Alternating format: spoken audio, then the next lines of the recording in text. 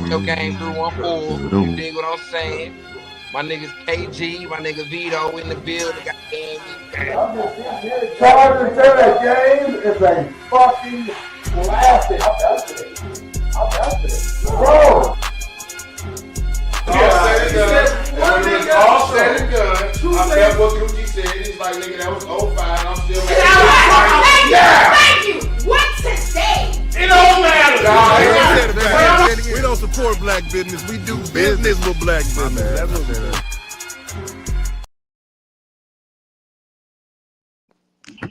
Do business with black business. Or black business.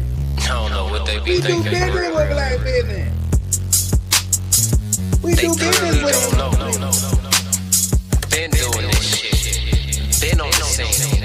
Hey man, play some of that funk on them, man, while we racking this week, man. Come on, man. 50 game talking shit, taking it live, man. Proceed. And been outside for a minute. Got too much money to make, man. We gonna motherfucking collaborate. We don't competition, collaborate. Talk to him, Hayes. Hey, riding around gas packed in a strap. If the police hit the cherries, I ain't even looking Never back. looking Ain't back. worried about that. Gotta make it to the safe To the house. safe house. Bread with the fam, briefcase and safe out. Big money getting made. Everybody getting no paid. faces turned up, spots never burnt up. You might wanna learn from us. Snake moves might have you left in the nerve, bro. Burn, baby, burn. Gotta make the buzzer churn. My competition is the worms. Up early with the rooster. First deals from the boosters. Out here thugging Dolo. I'm my own damn shooter. Plus the circle's real close. Won't find one recruiter. Won't know what I'm doing. Buy a pick on computers. Moving real slick like an oil leak all week. Showing what I wanna show. Everything's a sneak peek. Plus your old lady wanna ride and play with my meat. It's all about having things, staying in my own lane. Paying hard, giving brains, things ain't no never change. If you want it, gotta get it. He's the man in the city. If you want it, gotta get it. He's the man in the city. It's all about having things, staying in my own lane. Paying hard, giving brains, things ain't no never change. If you want it, gotta get it. He's the man in the city. If you want it, gotta get it. He's the man in the city. Living in the Midwest to put you to the test. Trigger play open chest. Ooh, he ain't never lied. Settle for less. Checkerboard playing chess. So I gotta move right. We the last ones left. Going digital from a check. If the money's obsolete, still use it in the streets. But it's us against them. Y'all still wanna be? Everybody eats beef. Miss me with that bullshit. Jack boys, fuck boys, you all catch a full Share the live, West baby. they come, Share dog, the you live better with off the trying to click. If not, Mm. his ass Share the off like a live. quick pick. Double At OG the end. fam. Grew up on the Flintstones. Rocks all around. And some youngsters that are bam Like, bam. bam, bam. Sometimes gotta make it. I ain't got no time for faking. Man up the house, so I gotta bring home the bacon. Pull up on the plug, grab the pack, and I'm back thugging. Better get it right now, cause later on I ain't plugging. Nope. Shout out to Hazy, man. Proceed. Proceed to smoke more weed. Hey. Shout Smoke out weed to every Hazy P, man. Alumni of the show. He's blessed us with his presence plenty of times, man. Brung us so much energy. We got to get him back on the show. But, hey, it was only right that you started off the show with Hazy P. It was only right that you started off the show with a St. Louis artist because it's so much going on in the city right now. Oh, yeah. Dealing with St. Louis artists, bro. I mean, the hip-hop scene over this last few days and this upcoming weekend is about to be crazy. Yes, So, sir. Let's dive into that right now because I really want people to know what's coming up for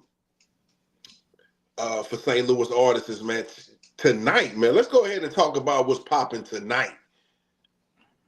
Yeah, I'm trying to find that flyer. Hold on. Man, until you See if I can find it. put the flyer up, but we got St. Louis's own, the one and only, the man, the myth, the legend, Seuss, Rebel Waters performing, man, with another legend, a certified Mount Rushmore legend, Project Pat, Red Flag. It's going down tonight, y'all. Get your tickets, man. 50 will get you in, my friend, man. They blessing people tonight. You about to see a great show, man. From what I seen from Zeus, he lets it out. He leaves it all on the floor every show, man. So I expect nothing less but a great show from him. And the energy is going to be in the building. Project Pat, come on, y'all. We support Project Pat in St. Louis, baby. We show up for Project Pat. Make sure y'all show up for Project Pat. It's going down. Red Flag. I believe it starts around 8 o'clock. They got meet and greet tickets as well as general admission tickets. Listen, it's going down, bro. I couldn't find the Zeus joint. I found the Paint Lewis shit though. Hold up. Yo, we got Paint Lewis in the that's building all weekend. this weekend, y'all. Paint Lewis is definitely about to be in the building this weekend. Slum Village, yeah, I'm just gonna take it there. I'm gonna take it to what the fuck I really want to see. Slum Village is going to be in the building on Sunday. Is this a free show? Everything is free. Everything is free, y'all. So you about to see hip hop in its finest form. It's dope ass graffiti walls, content creators. If you want some dope ass backgrounds, the graffiti wall is about to be crazy, y'all. There you go. You want to go down there for the graffiti wall, man. So what we got? You got Bates headliner tonight at 8:30. You got the Odd Couple Bates. I mean, yo, we don't see it. Odd Couple headliner. Did you share it? You share the image? We don't see it. Yeah. You don't see it? No, I don't see it, bro. It's on there. No, because you got the Odd Couple performance Saturday at 8:30, and then you got Slum Village headlining Sunday, August 31st at 7:30. Definitely gonna try to make that Bates show tonight, man. She's definitely one of our top female MCs holding it down. And she got a new song with Ebony Eyes, man. I think it's called Ring Around the Rosie. Yeah, but I shared that for sure. Yeah, man. Paint Lewis, Real Graffiti going on right now as we speak. I know they tagging that motherfucker up. I'm gonna go down there. Y'all gonna see some shit for sure. But it's definitely popping right now. But they got a whole list of shit going on Sunday though. Sunday is usually like the DJ battle, the B-boy or the B-girl, like I guess you can call it a little dance battle. And then the DJ battle, the little breaking shit, and there's something else. But all while everybody's graffitiing at the same time. So this is dope. Last year they had Rakim headlining. That shit was just off the chain.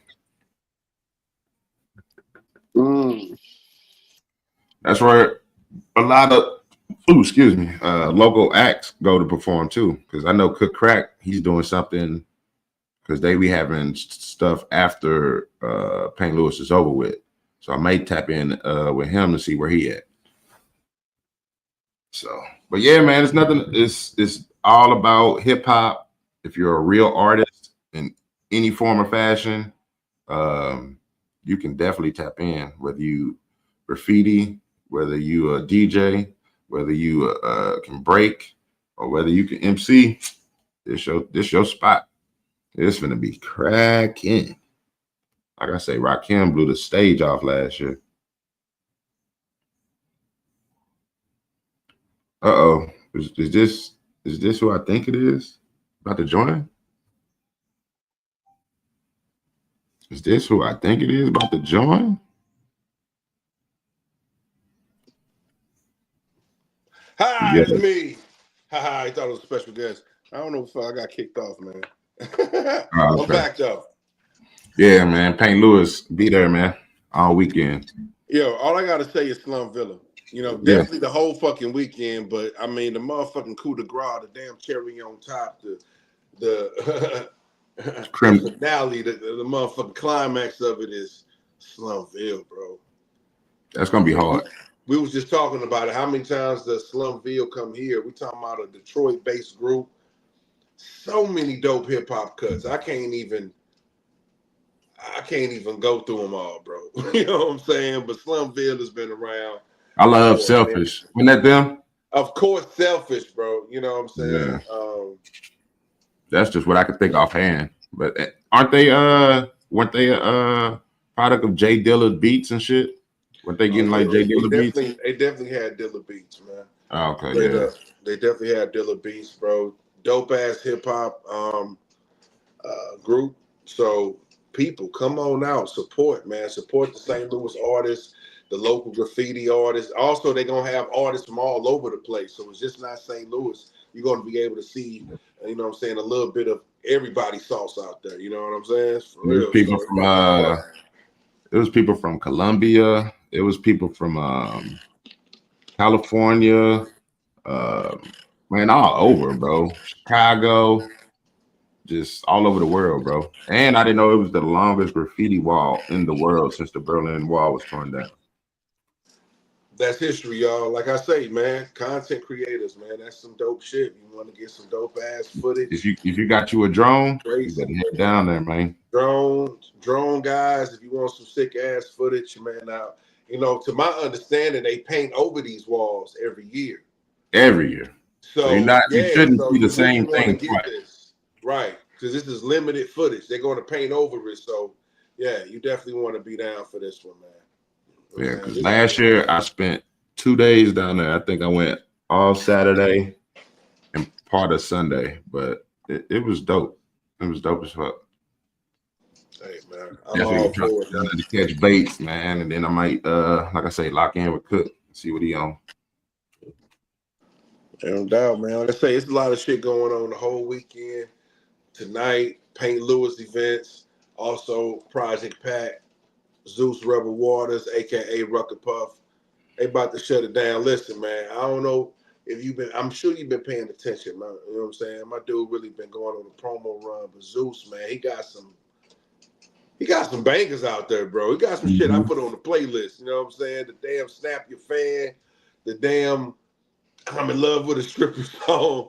Yeah. Hey, that shit's hard, bro. I ain't gonna lie. You know what I'm saying? And you know, I would love to get him on a podcast. I just saw him on somebody else's podcast. I wish I could shout their name out because it was a dope podcast, and they was asking them, you know, about the transition from rap to country/rock. And he was, you know, pretty much, I don't want to speak for him, but paraphrasing, he was like, pretty much, man, listen, we pretty much created those genres. And a lot of people don't know the history behind that.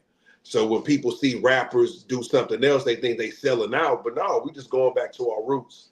So he's kind of educating the folks, you know what I'm saying? Like, listen, we've been started country. We've been started rock and roll. You can go through the list, Little Richard, Chuck Berry, you know, you can go through the list, you know what I mean? So, for sure, man, y'all got to check out Zeus Rebel Waters, man. The dude put on the show, bro. You know, he's definitely not one of those entertainers that's going to stand in one spot. You know what I'm saying? No, he gonna give you that energy. He gonna give you the energy, and when he start rolling over on the stage, you know it's about to go down. When that nigga start rolling on the ground, it's about to go down. Shout out to Zeus, man. So hey, Red Flag, don't miss that. I know a lot of people who's already got their tickets. You don't want to miss this one. It's gonna be crazy, straight up. But listen, we got a lot to talk about. I definitely wanted to start with some things that's going on in the city, because we got to pay respect to that. But where we going next with it, man? Let's, you know what I'm saying? I can't see who's in the chat, so please, if you in the chat, go ahead and shout yourself out. Let's go ahead and shout y'all out. Appreciate Since we was joining in. YouTube family, TikTok family. We appreciate everybody joining in. Make sure y'all subscribe. Spit Your Game 314. Listen, we almost at the 500 mark, so this is where y'all can step in and do something for us. Go ahead and subscribe, y'all. Subscribe to the tribe. It costs you nothing. You know what I'm saying? But you're definitely supporting the village. Spit Your Game 314 on your YouTube platform. All right, so go ahead, my brother. Where we going? Remember, we was talking offline saying the Clips, you know what I'm saying, the album is just like top tier, right? No doubt. This man said he had to rewrite his verse. Said 79 to 100 times. I don't know if that's cap, but when you hear it after I read this and then heard the verse again, I'm like, I can see why he had to do that. Because he knew how Pushing and Malice was coming, but he crafted one of like hands down, he's definitely a top 10 feature of the year in that category, that verse. But the main question was, have you had to rewrite your shit because you was a rapper? Have you had to rewrite your shit after you heard somebody else?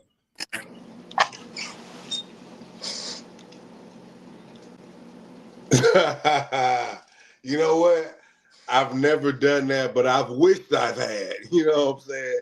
I ain't gonna lie. Sometimes when you collaborate with people, they put their verse after yours. You know what I'm saying? So I'm like, God damn, this motherfucker, nigga, damn. So I got you. Yeah, but trust me, there's been situations where I've wanted to rewrite my verse, man. But yeah, I can believe it, especially, you know, and you know, we've heard some of the greats say that. You know what I'm saying? I even, you know, there was an interview talking about that session with Jay-Z and Big where they did Brooklyn's Finest and how, you know, I'm thinking Big wrote his verse that night. It actually took Big like a month and a half to lay that verse down. You know what I'm saying? Damn. Yeah, you know what I'm saying? So that's how much people, you know, so yeah, for sure. I definitely believe that. You know what I'm saying? And it probably happens more times than people want to admit. A lot of people don't want to admit that. You know what I'm saying? But that's real shit, for sure. Because listen, we all competitive at the end of the day, and you want that perfection. So damn right, especially if you feel somebody's on AMG mode and they killing it. Oh no, come on. You know, I've seen it with Kendrick. You know, I don't want to.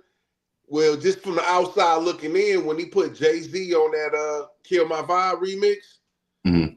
You know, a lot of people don't put new verses on that. Sometimes when you get somebody on a remix, you keep everything as is, add the new verse. That nigga came out with a whole new verse and killed that motherfucker.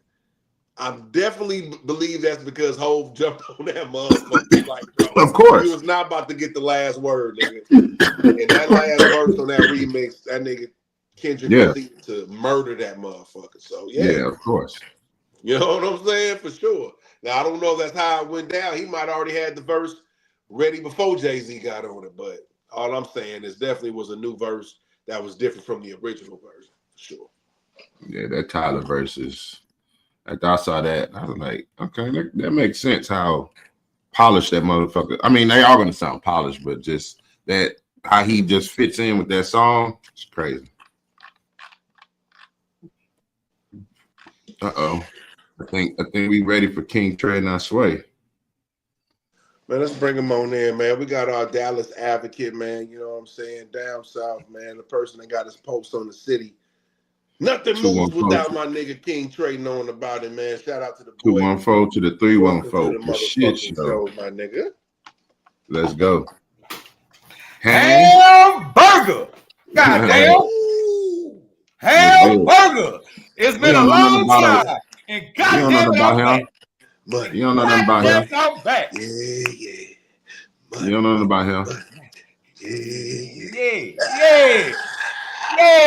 What up, man? Yeah. We live and outside. You understand me? Happy Labor Day to all my hard workers. You understand me? Shout out to y'all. You understand me? We gonna bow till we fall. You understand me? And stand tall on the seawall. Shout out to Galveston, Texas. Hey, man, you might have to tell them motherfuckers one more time, man. I don't think they got it all right there. Oh, yeah, man. You understand? You're live, no job when we outside. I know what's going on. Huh? Let me get a cup. Let me get a cup. Hey, man. Well, listen, man, I appreciate you. I appreciate you joining, man. You already know it's always a treat when players meet, man. Hey, man, I like that. It's always a treat when players speak. Come on, you know what I'm saying? Yeah, man. Come on, you already know what's up, man. You already know what's up. So, listen, the game listen, we should be charging people. This should be on Patreon. Because when King Trey joined the show, It's OD, man. We OD on this motherfucker, man. We should be having this on Patreon. Y'all getting this for free, so y'all should be tapping in right about now and subscribing to the tribe. Spit Your Game 314. Make sure y'all hit that subscribe and share, man, for sure. Are you tired of your podcast sounding like shit? Because looking at Are you tired of your podcast sounding like shit? The niggas that got more grits and less spit.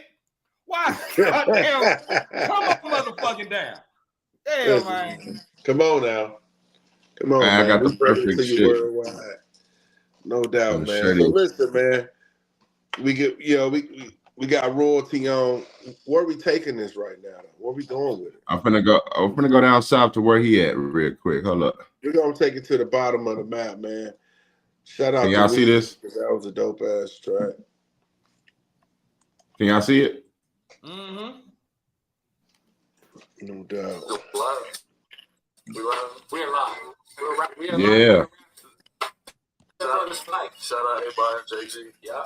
Been a while since I first started. When I started, I had to. Red Rose, white ceiling. Craig on deck like it's the bottom of the ninth inning. If rap ain't work, shit, I probably got a life sentence. Red eye, white collar crime, blue money with bright women. Nah, not life skinned. Yellow tape, crime scene, that green screen. It's just an image. Black Mercedes Benz Sprinter with a bunch of pistols in it, peeling off like oranges. You recording this? Wait, just a minute. Purple Heart, I'm at war with myself, and you know trips to me. Yeah, every word that ever left my mouth, you can bet I meant it. I don't feel like I did my job right if people ain't offended. All the kids I got, bullshit you not. I ain't never kidding. Had some fucks left to give. Can't remember why I hit them. Always got the medal with me. Bet I did a medal with me. Been through the back so many times. I bet the devil missed me. Came up trapping all night. After days. Memphis all my life, but I ain't never been the greatest thing. Just got to run your canyon. I've been focused on my breath control. I've been in the game for so long. Out there like yes, I coach. Draw ball plays with signs. Ain't no X and O. On my mom could be in the summer. No, I open up a cannon, pop out like some cricket bros. Don't mind. Stone Cold said so. Bootleg kill show, Step Brothers, folk Chris go. Little me ready for a wall like red coast. Getting rich cause I'ma die trying if I'm dead broke. Kick your front door off the dead boat. Yeah, ho, sleeping on me, you end up with bed soles. Fresh up out the kitchen with the whiskey whipping egg yolks. Rudolph took a bump of all the snow and got his red nose. Here go, count it up till they bring me my rights. Bootleg kids, Step Brothers for life. Long live Piff. Bro, what? They are not to be. They are unfuckwittable. You know that right? You know that cipher right there reminded me of the ciphers of back in the day, man, when motherfuckers was really in the ciphers, high school, lunch tables. You know what I'm saying? Big circle, motherfuckers getting it in, man. That was refreshing right there, man. I like that. That's hip hop all the way, bro. Shout out to the Step Brothers. They just put out the fourth installment of the Step Brothers franchise. Dope album. We already talked about it on here. Crazy album. Shout out to them boys, man. I heard they canceled the St. Louis show. That's what happened. I heard it got canceled, bro. But Manny was there. Huh? Manny was there. He told me about it. What happened? He said he had left at like 12:30. Right. So it was canceled. I don't know if he said they did perform for like 30 minutes or they didn't perform at all. It was one or the other, but I don't think they performed. I don't think they performed though. Oh, but it was there. Well, hopefully they spin the block, man, because you know, I don't know. Sometimes that back end don't be right. Niggas don't be coming outside. That's what I was telling him. I was like, right. You know what I'm saying? It gotta be it's got to be a janky promoter. Nigga, you was the Ice Cube looking ass nigga. I need that money. Because this is how much of a fan I am. I went to the Instagram just to see if they had footage from St. Louis, and I was just like, okay, maybe they just came on after he left.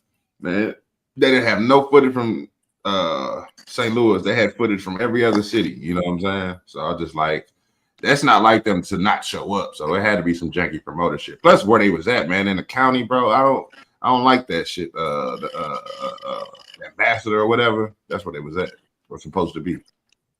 Oh damn! I thought they supposed to be at some other club, some different shit. I didn't know it was the ambassador.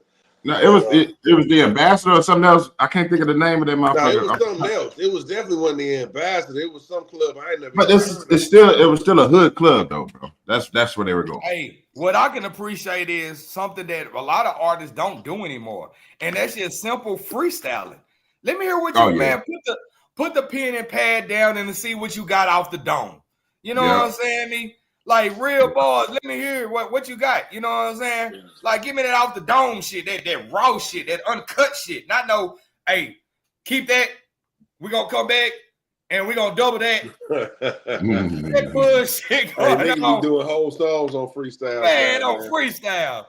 Hey, bro, shout out to the Step Brothers, man. Y'all, hey man, y'all steady going in. Y'all did a lot of ghost writing for a lot of people. People don't know that. You know what I mean? And hell yeah. I mean, they not no clips or nothing, but to me, they are clips. I ain't gonna lie. You can't take shit away from them. To me, they are clips. Of the South? I mean, I'm not even saying of the South. Just talking about if you're talking about rap skill to rap skill. Yeah. That's what them niggas is a clip for sure. I mean, there's no denying that. And I gotta give them definitely more props because they're way more active than the Clips, man.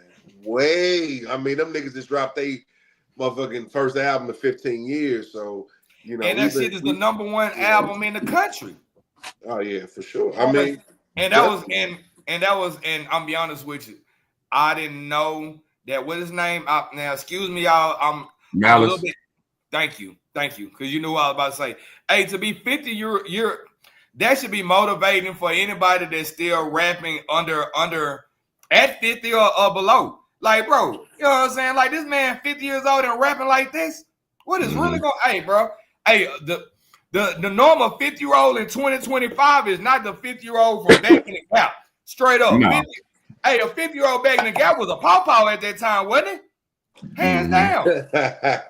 He was still moving around, but he wasn't like.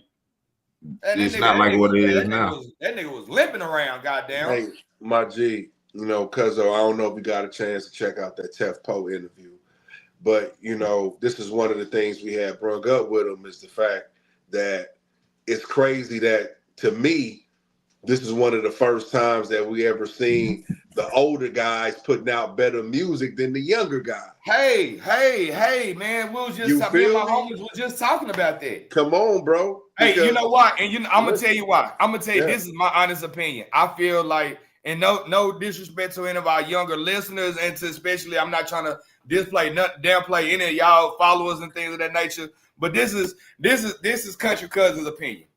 That young shit has got saturated and watered the fuck that's a fact.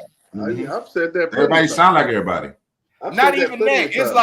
It's no structure to a song anymore. Everybody's just killing somebody, robbing somebody, or taking from somebody, or even worse. Because listen, because even back in the day, because I want to be fair about this. Even back in the day, you had your MCH, you had your Spice Ones, you had your Silly Sales, and they was all talking about murdering, robbing, killing motherfuckers, whatever. Spice One. But at the same time, it was original. Spice One didn't sound like Silly Sale. Silly Sale didn't sound like MC8. MC8 didn't sound like DJ Quick. So that's what we respected about it. You can have the same narrative, but bring it in a different way. Nowadays, there's 30 big extra plugs. There's 20 little babies. There's 30 motherfuckers zillionaire does. You know what I'm saying? It's just, man, bro, it's saturated with people doing the same shit. That shit happened overnight. Those names that you mentioned, I wouldn't even think that anybody would mimic their styles. I didn't think that anybody would mimic Big As the Plug rap style, nor his beat cadence. I never thought in a million years, and I'm telling this on internet, online right now, I never thought in a million years that anybody would ever try to rap like Zillionaire Doe. Not trying to knock him at all, but boy, I love your ABC rhymes, but that's how you rap. You see what I'm saying? I like it. I love it. I love it. But I love it. But I don't need to hear 20 of y'all. I need to hear one of you. One of y'all. But you know what? I listen, I think Yeah, listen, I don't want to, because I don't know what Zillionaire Doe was influenced by, but to me, it kind of sounds like some of the roots is like from a Pooh Shiesty, because Pooh Shiesty, or even the BG, kind of people that rap kind of dry over the beats. You know what I'm saying? You know, Pooh Shiesty was one of them guys that kept the same tone, you know, but he was super dope. Yeah, but Pooh BG at one point in time kept the same little monotone on his shit, you know. So it's, you know, I don't want to say Zillionaire is the creator of it, but he's definitely the leader of it when you talk about these days, for sure. Well, what I've learned what I didn't know, not trying to stay on Zillionaire too long because that's not the topic. Shout out to Zillionaire, man. Hey, he's making moves though. He's making moves. He's making moves, man. My nigga, and I counted him out. Hey, KG, I counted a nigga from my own city. And Kipo was telling me, Vito was telling me, hey, it's something special about this guy, dude. You might want to catch on to the wave in your own city. You know what I'm saying? Yeah, bro, them niggas got something brewing. Now, listen, I'm gonna keep it real. You know, I like his new album, bro, but I'm not gonna lie. His prior works is better than the album he dropped on CMG. You know what I'm saying? Still got some dope ass tracks, but I wish they would have kind of kept the formula. You know what I'm saying? Sometimes when cats drop they major release, they kind of change the formula a little bit. I wish he just would have kept the formula, man. But man, listen, the dude is making moves. He just came through St. Louis. From what I heard, killed the show. So much props to Zillionaire, man. Like I say, I fuck with guys that's original doing their own thing. I support his movement because it's bigger than hip hop with Zillionaire. He really putting on a lot of guys. I've never seen. Shout out to Zillionaire, man. Just keep that dope ass music coming. I'm a fuck y'all head up. The only time I've seen a movement like this with this new Dallas was in St. Louis. And I'm gonna say this. Why I'm gonna say St. Louis, and this not being biased because y'all from the loop. I'm gonna say when the St. Lunatics came out, the movement that they put out, like if you think about the movement that they really pushed out, they really pushed the movement. I really can't name too many groups that really pushed the movement the way the Lunatics did outside of New Dallas. Like they pushing a whole genre. You know what I'm saying? Yeah, St. Lunatics made everybody in the United States at one point in time give a fuck what y'all saying. Y'all was saying her and their, like you was from St. Louis. You were definitely rocking Air Force Ones because of St. Louis. And what I'm saying is we put that back in 2025. Now because of New Dallas, niggas want to rap about getting money. Niggas want to get back to the hustle, get back to the grind. I like that. And that's why I fuck with those guys. Payroll Giovanni, all these guys are talking about bread rather than just the nonsense. You know, bread rather than being dead. Fuck with that. You know what I'm saying? But you know what? But before we leave the subject, I do want to say this though. The Lunatics was definitely influential, but I don't want to forget groups like NWA. I don't want to forget groups like Bone too, because those guys was iconic. Okay, so I'm a Bone fan. But for real, I feel what you're saying because this really hasn't been just, I mean, to be honest, and y'all can correct me, has there, since the Lunatics, has there been a group that impactful? We can start there. Migos. Whoa! Yeah. I can't lie. Definitely Migos. You can't even knock that. You can't fight that one, bro. You trying to fight it. You trying to fight that motherfucker, but you like, fuck, he got me right there. Like, you can't even knock that. But you're right. I didn't think about it, but I know you right. I know you to say that. I was waiting on you to say that. I know. Hey, he was finna knock your head off or something. He's like, no, I wasn't. I was open to it. No, I was open to it because I even asked if y'all know somebody, say it. You know, I was open to it because I really didn't. I was just kind of talking from the top of my head. I'm gonna say Migos. But you're right about that. Migos. No. Migos. You're right. Yeah, you're right. YRN. They made young rich niggas. They created that lingo. The damn. Honorable mention too. Let me throw an honorable mention up there. Trapping out the bando. Let me throw an honorable mention. Let me see if y'all agree with this. But Ray Shrimp too, man. Who? Ray Trimmer had the game for a little second. Oh my Ray God! Trimmer was cold. Them niggas was cold. Hey, they was just as hot as Migos. I'm sorry, them two guys. But what happened? That I don't Black know Beatles, what the fuck happened. But that Black it was Beatles a shift though. That's why I was just about to say. As the Black Beatles, they have to make no more music. Yeah, as the Black Beatles, you don't have to make nothing else. Whoa, oh my God, on fire. But then after that, Sway Lee took it up 16,000 notches with that song he dropped, "Unforgettable" with French Montana. That motherfucker went international. He can perform that song for the rest of his life, track, nigga. Hey, shout out to French Montana. From Coke Boy to the next king of Dubai. This nigga's about to marry the princess of Dubai, my nigga. Yeah, I saw that. This nigga done drop pounds, come through with the skinny brown suit. I'm like, yeah, French. I respect that, French. Shout out to French, bro. Yeah. You don't see this every day, bro. Hey, man, French do the unimaginable. You know what I'm saying? Like, you complaining over a bitch, he down there taking a Kardashian out. Ain't nothing. This man done elevated from Kardashians to the damn people who got their own face on their money. It's crazy. Sound like Coming to America. The boy got his own money. What I wanted to sound like. Exactly what I was going for. Hopefully I came through. She's your queen to be. That boy good. Buddy. That boy good. Yeah. People used to think Oprah was the motherfucking jackpot. Fuck no, baby. We talking about a nigga that's worth $18 billion. God. Easily though.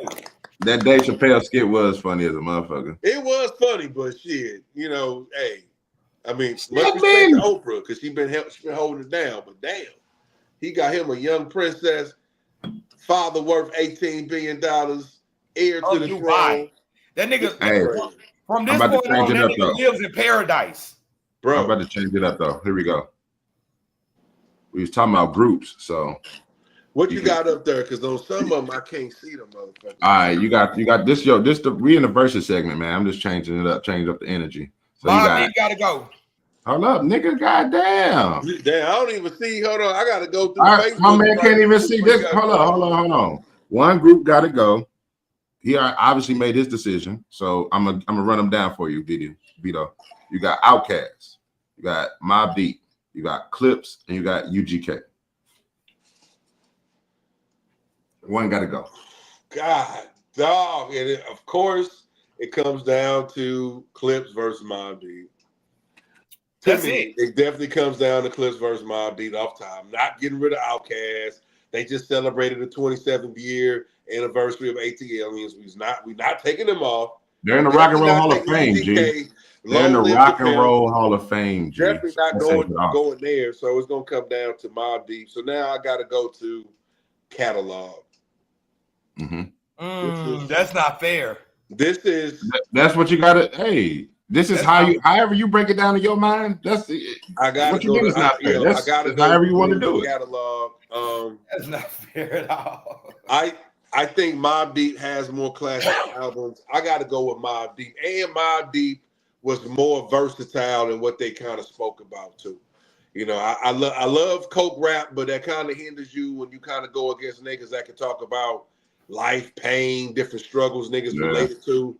So I got to go with Mobb Deep. R.I.P. Prodigy, man. I'm sorry. I got to take out Clips. I'm sorry. I got to take Clips out. I'm going with Mobb Deep to stay. Yeah, I got to take Clips out, man. Okay. Well, we already know what your decision is. You said you taking and the reason why I say that because honestly, you don't know about the mob. You ain't really heard murder music. I mean, I'm be honest with you. I'm be honest with you. No, this and that's where age does come into part. Yeah, for sure. I be quick to say age don't really mean shit, but it actually does.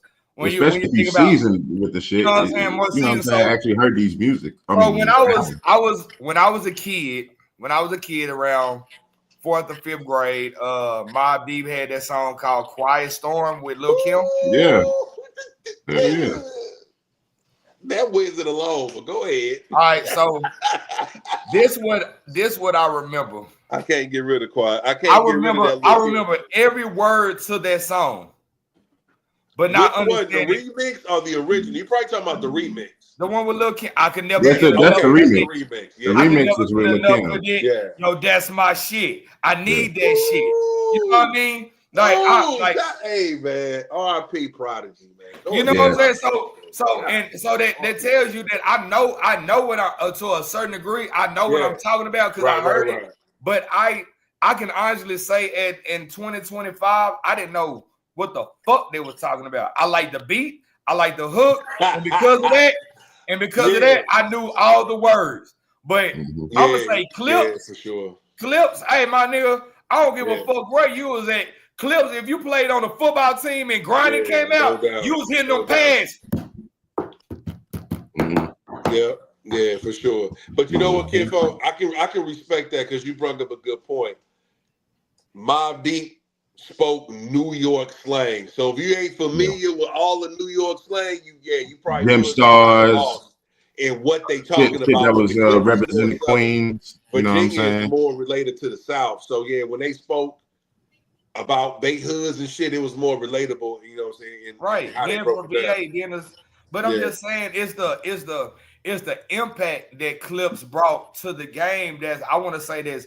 Like I look at Mobb Deep like dead presidents, like dead prez. I look at them like I'm not mad at that. I mean legends. I got you. But you think what I'm saying? Mobb Deep is well, see, damn, dead prez is icons too. So I don't want to diminish them. So I kind of look at them like, to me, like they was kind of like they was a highly, because they're from New York, they did get played on different platforms, but they still came off like underground New York, both groups. For sure. You see what I'm saying? Boom bap, for sure. They was definitely boom bap. When I'm looking at Outkast, like forget about it. They changed the South. The South got something to say. UGK was a part of that, saying that they had something to say. Clips was like the grandbabies of what they said. Yeah. I really can't. You dig what I'm saying? So that's my reason. That's just my reason. But you know what? And like you said, because the same way Outkast changed something, Mobb Deep brought something different than what New York ever saw before. Can you tell me what I'm saying? So what was that? Mobb Deep, you know what I'm saying? When Mobb Deep came on the scene, even down to the clothes, them niggas had Hennessy jerseys. I think Dapper Dan made them Hennessy jerseys for them and all that. They was bringing something different. So they was changing culture in New York too. You know what I'm saying? For sure. Now I give Mobb Deep. They brought out Inisi. They brought out Inisi, the clothing line. Like I was rocking the shit out of Inisi, and I used to see nothing but Mobb Deep. Prodigy for sure was wearing the shit out of Inisi. But you know what? That's not even. I just found out that's not even the name. It's not Nietzsche, right? No, it's Nietzsche, right? No, it's not even that. I heard it's something so simple. It's like in New York. It's like something in New York or something every day. It's like an anagram. It's like you know what I'm saying. It's actually those words. It's an acronym. Yeah, acronym. That's what I say. Anagram. Acronym. Those words actually. That's what I heard. It's like in New York or some shit. I don't know, but I heard it's something simple, and we've been calling it this elaborate French word for years. The same way people be like Maybach when it's Maybach, you know what I'm saying? But niggas just say Maybach, you know. Or I don't know. Everybody say bruschetta when it's bruschetta. So hey, it is what it is. Whatever. You went too far with that one. But, no, that's what it is though. It really is. Like if you're in Italy, they say bruschetta. Oh yeah, for sure. That's just like that ain't too far. That's just people just saying shit different. Motherfuckers say gyro or gyro. It's actually gyro. It's Greek. But people always say gyro. I had to argue with the damn Arabs. I went to this motherfucker's spot. I'm like, yeah, let me give a gyro. Oh, you mean gyro? I know, no, nigga. I mean gyro. Motherfucker, I know how it is. You know what I mean? But yeah, people, we call them gyros. This is weird. Gyros. People call them gyros. You're right, gyros, but it's actually gyro. You know, G is silent in Greek language. You know what I mean? Hey, that was a good one, KG. Give me another one.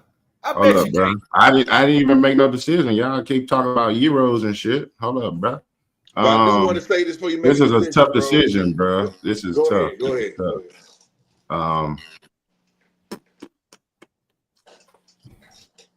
Fuck. I'm gonna have to get rid of the Clips, even though they just made a monumental album. But I'm gonna have to get rid of the Clips. I grew up listening to Mobb Deep, and then like Shook Ones, my nigga. Come on, bro. Man. Like stop it, bro. And then I really resonate. This is a little personal, but I really resonate with that song. What's that? Can't Feel My Pain on that HNIC when you talk about it, when he was going through a sickle cell junk.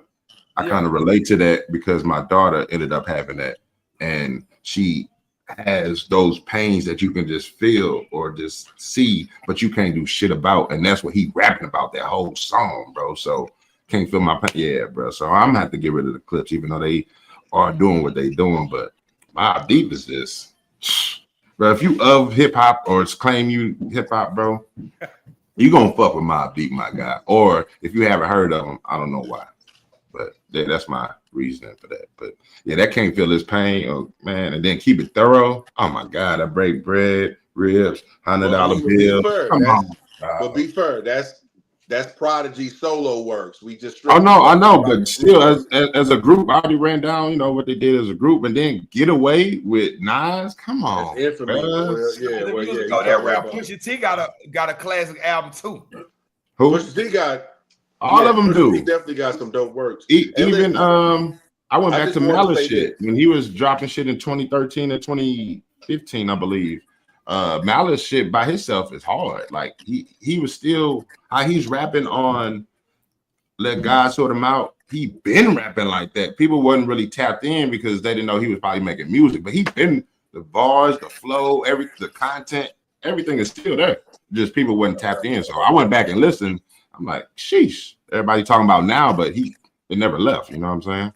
You're right about that because I went back and listened too, and that's why I'm not mad at my cousin saying Mobb Deep because usually lately I've been getting on y'all case for y'all choices, but in this case I'm not mad at that because the Clips is iconic. We just saw them August 18th. Yeah, we just saw the Clips in concert, bro.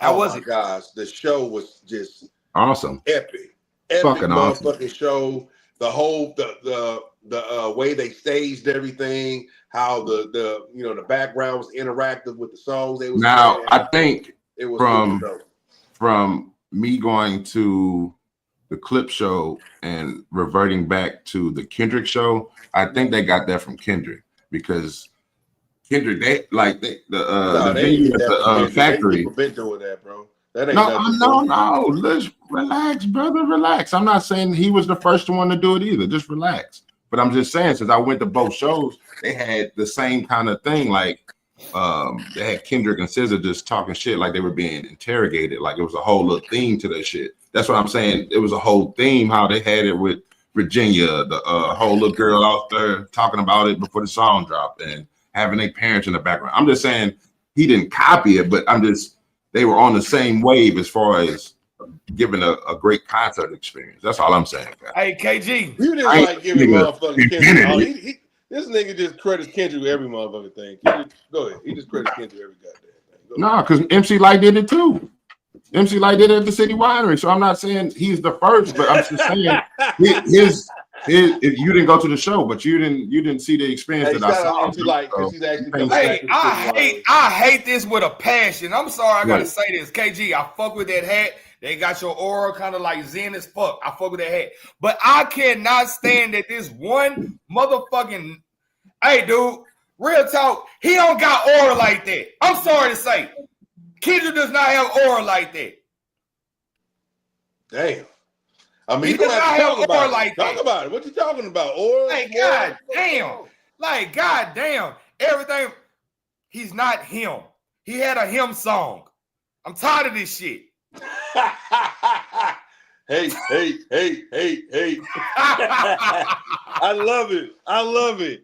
So I mean, you got to explain yourself because I'm not even about to say you right or wrong, but I just want to one. Hey, bro, nigga had one great battle song. And all of a sudden, he's Tupac now. Fuck out of here. In the words of a New York nigga, the fuck out of here. That's crazy work right there. That's crazy work, and I ain't knocking him because Kendrick is a dope rapper. But we're not gonna just act like this man here is the blueprint behind everything now, bro. He is not. A lot of people been doing that, and that's why I had to tease KG with that. It ain't just him.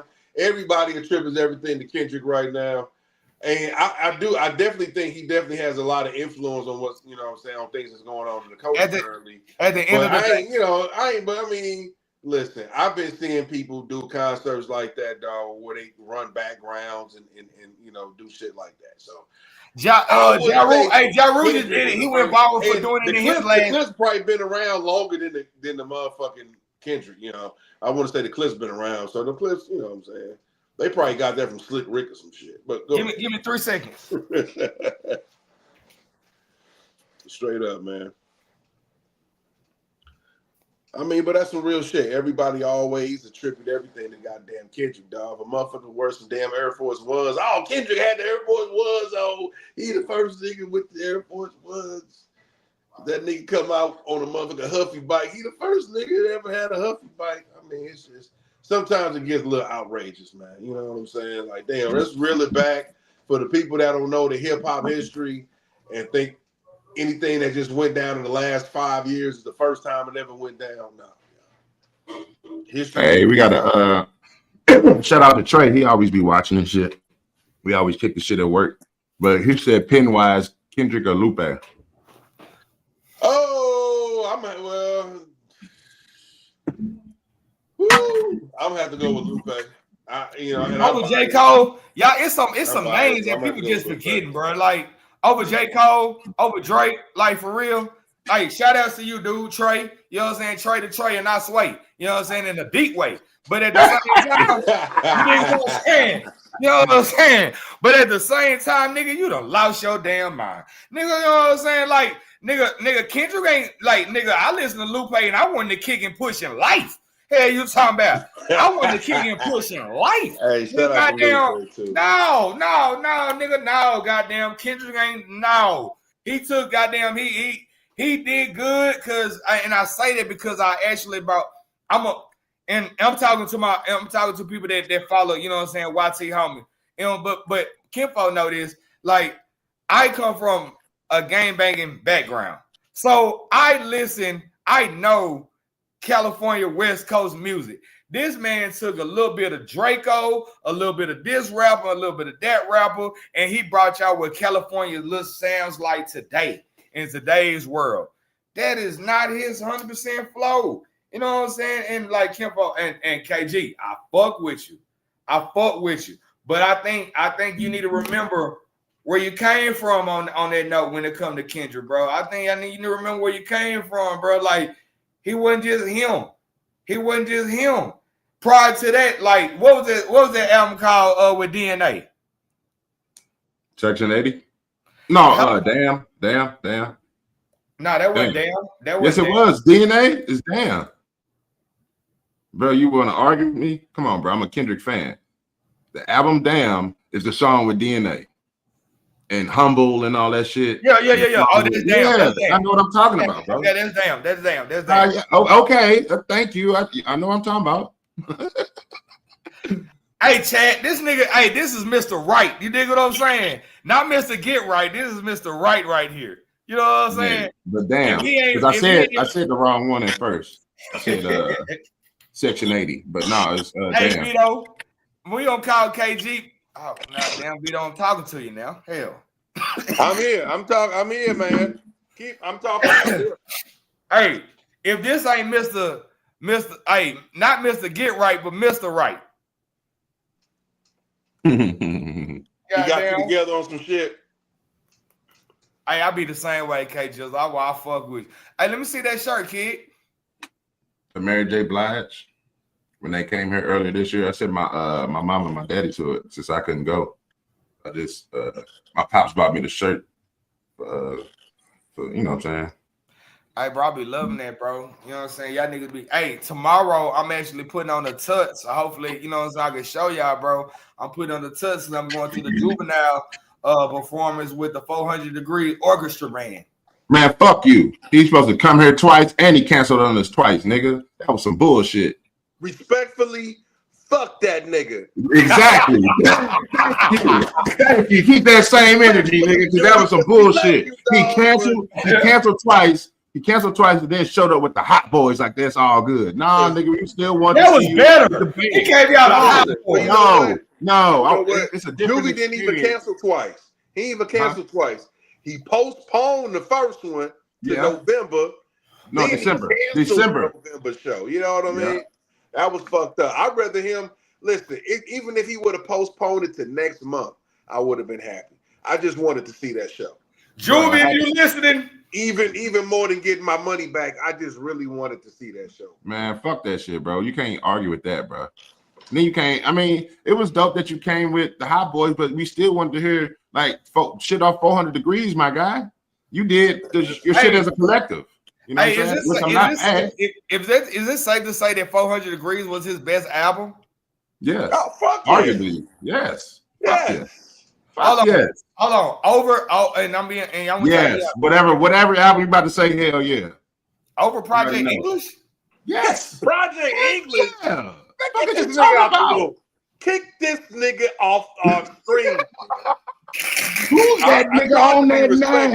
Are you really about to say Project English, bro? Like I enjoy. Listen, bro, you are fucking tripping. I enjoy. Listen, I enjoy G Code. I feel like G Code maybe a little bit, but I feel like G Code was maybe nowhere. Yes, it G Code had. I ain't gonna lie, respect to Juvie, but that G Code Set It Off was the best song on there. No, it wasn't. Yes, it was. It only had, I like Catch or Cut.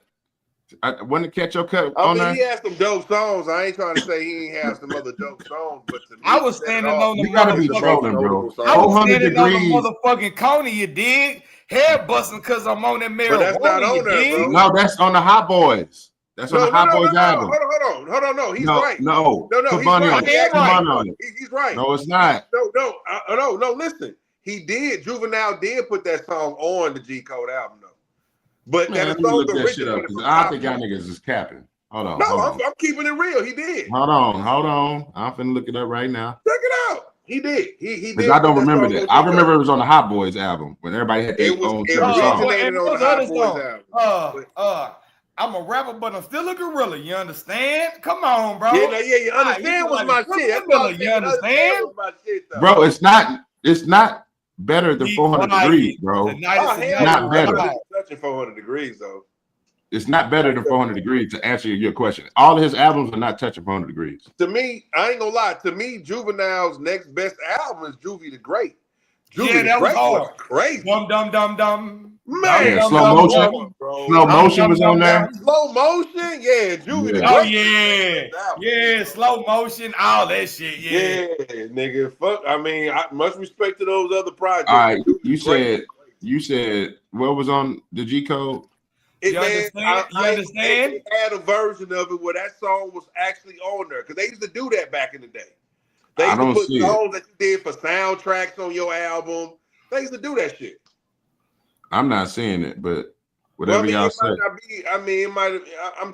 I think he's right about that. I don't think so. Nigga, I'm calling cap. Maybe it was a deluxe album. Maybe it was a deluxe album, but yeah, that song. That shit was on the Hot Boys Guerrilla Warfare. But I think he because it was a solo song though. It was just a Juvie song.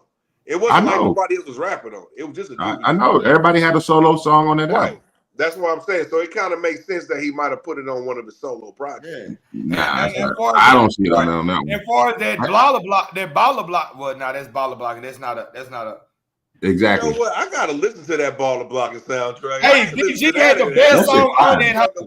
BG had the best song on that hoe. Yeah, you know what? I think you're right about that too. I think you're right. Family Affair. Yeah. Family Affair. Were you GK? You fucking tripping? Nah, it was cool. Nah, nigga, you tripping. Can it paint Future. Switch and Danks is a family? Exactly. Show. Come Can on, it paint bro. Switch and Danks is a family? Hey, we getting off subject, but I'm finna bring this versus shit back up though. Here you go. Here go one. I don't know if Vinny can see this, and I don't even think you old enough to even probably make the proper decision. I But can't we'll see. I'm at the go on Facebook Vinny, for. I'm at this come down on Facebook or something. Hey, bro. This hey Vinny, it's one gotta go. You got Black Thought, you got Mos Def, you got Common, and you got Talib Kweli. And this is hard. Common. I mean, I'm not even going to even stress you on that. That's a Common all day. Common all day. Yes, Common, you taking yes. Common? Yes. Common over who? Common over Black Thought? Common over Mos Def? Common over Talib? Come on, my nigga. I'm sorry. Those pens are different, bro. It's a difference. It's a difference. All right, this is one time I actually might agree with you. I'm sorry, bro. I can't put Common over. We talking about pen wise, pen game? Oh no. Yeah, I might have to agree with you. Common. Yeah, these are people that been in the game. These are the epitome of an MC, but it's levels to it, bro. I say okay. We know Black Thought. I like way more Talib albums than Common albums. Dog. It's not even close. I just know the Talib nigga, you know, he's got to get by.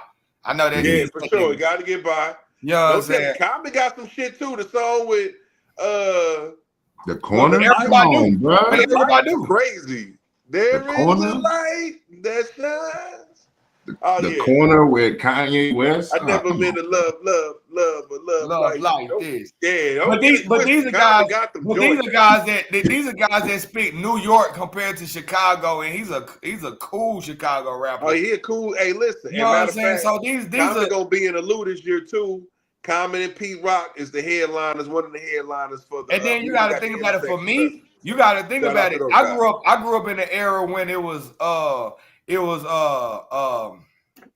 this shit on Nickelodeon. It was called not All That, but it was like Rhyme something. And Mos Def, you know what I'm saying, was like in that shit. Like, you know what I'm saying? They were like rapping and doing all that shit. So like Mos Def was a part of my childhood. You know what I'm saying? Like he goes in on so many different levels. So you know what I'm saying? So all those rappers, and then when you look at Black Thoughts, like anytime he's up there with like he's like the New York escort, you know what I'm saying? What's his name? He's from Philly. Okay. New York up north. You know what I'm saying? He's like the East Coast KRS-One. Right, East Coast, yeah, East Coast for sure. He's an East Coast KRS-One. Philly KRS-One. Yeah, Philly KRS-One. There you go. I mean, yeah, I ain't mad at that. Yeah. Man, I'm about to change my decision, bro. Common do got some shit, bro. Man, listen, bro. Does Common got a Miss Fat Booty? Hold on. Was the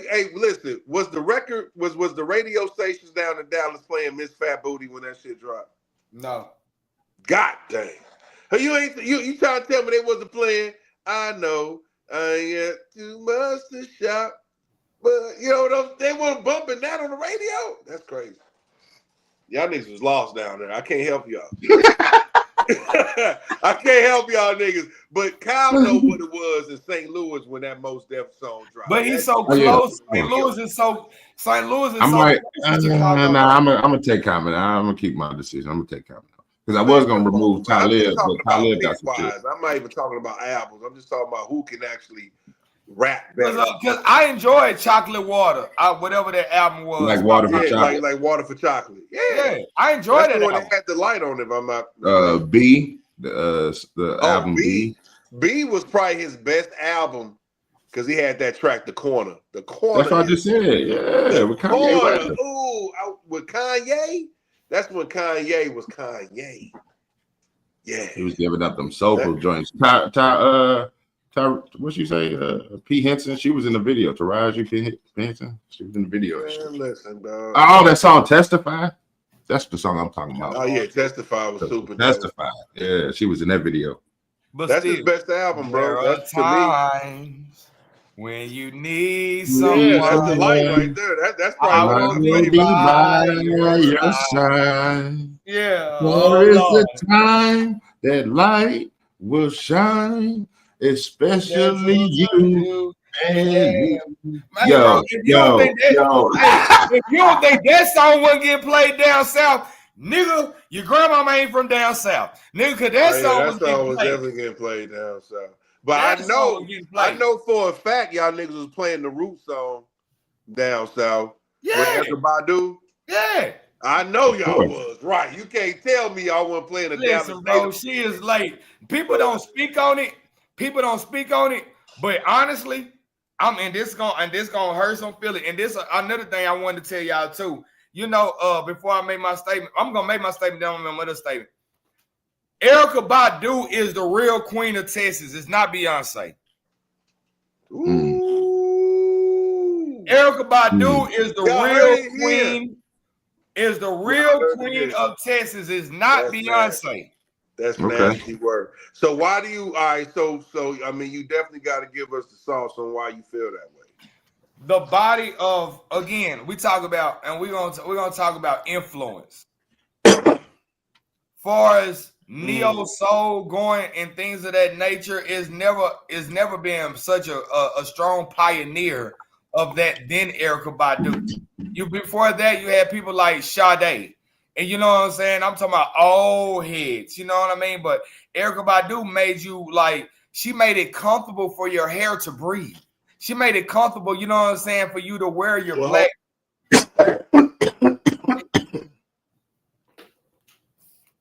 Am I wrong, KG? Nah, bro. You talking about like that embracing your feminine side. Yes. You know what I'm saying? Yes. Exactly. She was on that. But also, she was also thinking with her third eye open too and showing you what that results in. You know what I'm saying? Because I don't know if a lot of women was on their third eye shit, but she definitely brought it to the forefront. But that's the thing about it. Wasn't nobody really on that shit. You know exactly. what I'm saying? It was not like that. You had your India Aries, you had your Angie Stones, you know what I'm saying? She might be a runner-up, but they came later. I know they came later. India Aries came later though. That's one thing. I know that. I'm just saying they was in the same genre. Yeah, and that was I just had to say that to the upfront because the things that like Erykah Badu brought a movement with her. Yeah, like, she brought a movement. No doubt. Hey, if your name was Tyrone in 1999 and 2000, you was fucked up. Even right now, nigga. Even right now. If you know, you know what I'm saying? Right now. If your name was Tyrone, you was fucked up. Oh yeah, that's fucked up. Yeah, I was definitely fucked up with the name Tyrone. You was looked like you was looked at as the scum of the earth. And you can't use my phone. Shout out to all the Tyrones out there, but y'all niggas had it bad for about 10 years straight. And this another thing that I want to bring to the flow front, just getting off the topic, because we don't talk, a lot of people don't talk about R&B a lot. Everybody just go to rap. And you know what I'm saying? And I'm gonna say this is what I did my history and found out. Janet Jackson is everything that Beyonce wants to be. That's a lie. No. She's a fucking Jackson. That's bigger and heavier than who she is. I'm not gonna do that, man. He's Michael Jackson. I'm not gonna do that, man. He's Michael Jackson's sister. I'm not gonna say Janet Jackson He's is Michael Beyonce, Jackson's sister, brother. I'm not going there, bro. I'm not going Bro, she was on Good Times. I'm sorry, bro. Like, Beyonce the impact is heavier. Listen, Beyonce is the Chris Brown of female R&B. And what is Janet Jackson in? What makes Janet? What if she's the Chris Brown of R&B? Janet was the queen of performance. She was. She had that title at a point of time. Before Janet, it was Tina Turner. You know what I'm saying? The torch always kept getting passed down. But I ain't gonna lie, bro. Beyonce does a lot in the shows, bro. Come on, bro. I mean, you been to a Beyonce show? No, I fuck with Beyonce. I'm just asking. I think Beyonce holds it over Janet. I feel like far as like a longer, you gotta think about like how long of a distance that Janet Jackson career has stand the face of time. You know what I'm saying? We're talking about the 70s up until early 2000s type situation. But you also got a situation where Janet Jackson hasn't Beyonce is an enigma, man, because she gets bigger as she gets older, bro. There was a time where Janet Jackson peaked off, and she wasn't getting as big. I mean, Beyonce done took over the country market. That was the #1 selling country album ever, bro. Like, she gets bigger and bigger, bro. It's different, bro. It's a different level to me, man. I blame Justin I'm not even a Timberlake. Beyonce fan. You don't. I mean, But I blame Justin Timberlake for that. Listen. I blame Justin Timberlake for that. Do you listen? Do you say right? Yeah, you know what I'm talking about. Yeah, I blame Justin Timberlake. Do you say Janet or Janet Jackson? This is Michael Jackson's sister we're talking about. That was. But you act like Janet was doper than Michael. You know what I'm saying? It was levels. She was. Listen, she was the little sister, so no, she wasn't doper than Michael. Of course, she wasn't. That's what I'm saying. So yeah, she was Michael Jackson's sister. She was super. Like I say, she had the crown. I got to give her crown. She had the crown, and she had the crown from a long time. Rhythm Nation is where we had to give her that crown. When she did Rhythm Nation, she was on a whole new level. Teddy Jam and all them boys produced it for her. It was a whole different level. Rhythm Nation, yeah. You know what I'm saying? And then she came out with the Anytime, Any Place, and the red light. It was over. The butterfly. Oh no! Remember she had it. She had that song "Scream" with Michael. Yeah. Oh yeah, that was crazy. Scream was the first time they ever did a video. Hype Williams directed that video. The video, it was $1 million video. It was one of the first $1 million videos. Wasn't it in black and white too? Yeah, and it was in black and white. Yeah, it was a different type of black and white. Was it like an old? It was like an insane asylum or some shit, kind of weird shit. It was like the Matrix type shit thrown in, a lot of sound, especially. It was super dope. And you know what? Come on, man. Beyonce was flying through with Cadillacs and almost dying shit, but she made it. Man, I'm gonna leave that. I'm gonna leave that alone. Are we Hype Williams fans? Or in his videos? He's the best. He's the best video person ever, in my opinion. He makes movies. I love Hype Williams when he did videos. Who would be your top three? Hype Williams video. Anytime you saw Hype Williams video name go through the video, you knew it was about to be something. Hey, who's your top three? Also, hold on. I do want to give props to Lil X too. Lil X was super dope. And well, you can just give your own top three then, nigga. I'm saying who's the top three video producers? Hype Williams, Lil X. What's that white boy that did the Missy videos? Dave Mays. I think it's Dave Mays. Super dope. He did a lot of Busta videos. Did a lot of he did a lot of that dope special effects type shit. I'll say Hype Williams. I'll say Benny Boom and Boomtown, and then Boomtown is crazy. It's another cat, man. I can't think of the name. There's a lot of cats, dog. That's why I hate to do it. But I can't think of the name. He did a lot of after Jones, he did a lot of Dipset videos. I mean, listen, Hype Williams did Warning, if I'm not mistaken. He did motherfucking California Quiet Storm remix. West Side Gun brought that nigga out of retirement. He did the Dr. Bird video. He did Who did California Love? He did Big Pimpin'. Hype Williams did Big Pimpin'. Come on, man. Who did California Love? I can't think of that offhand. Was that F. Gary Gray? F. Gary Gray used to do a lot of dope music videos. Yeah, I think it was F. Gary Gray. It was F. Gary Gray. He's actually in the video. He did set it off. Yeah. But I think it was F. Gary Gray / Dr. Dre. I think Dr. Dre got director credits on that one too, if I'm not mistaken. Okay, I can see that. But Gray, mine would be Hype Williams, Boomtown, and then F. Gary Gray, because he had some cool shit. Even the Hughes brothers did videos too. Straight up. Mm-hmm.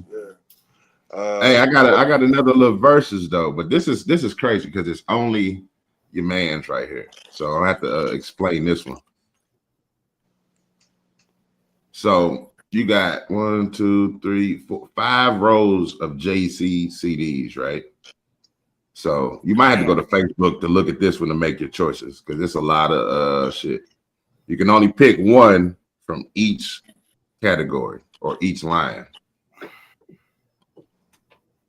So yeah, you might go on your Facebook real quick. For me, is the Black Album, the Blueprint, and of course, you cannot hold out goddamn the American Gangster soundtrack. Whew! One of the best projects by Jay-Z in my eyes. So you say the Black Album, American Gangster, and what else? What's damn? I might. What's the choices? I don't even know the choices. Are they going in 3s or 4s? I'm gonna go to Facebook real quick. It's going in 4s. Oh, so okay. I mean 3s. So you got the first 3 is a row, second 3 is a row, third 3 is a row, fourth. You see what I'm saying? Yeah. So you got to pick one out of each one. It's the second row for me.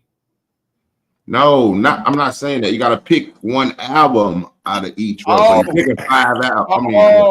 Damn. Okay. I can't see on the first row. I'm gonna send it to you. I want to say that's The Life of Sean Carter. I remember that. That's the second row is very hard. It's very hard. Damn, that's very hard. That second row is hardest. That's the hardest row. I'm gonna come back to send it to you. Hold on. Let me see. I'm gonna come back to that one. Hold on. Third row, you got 444 Unreasonable Doubt and what is that? Hard Not Life, Volume 2.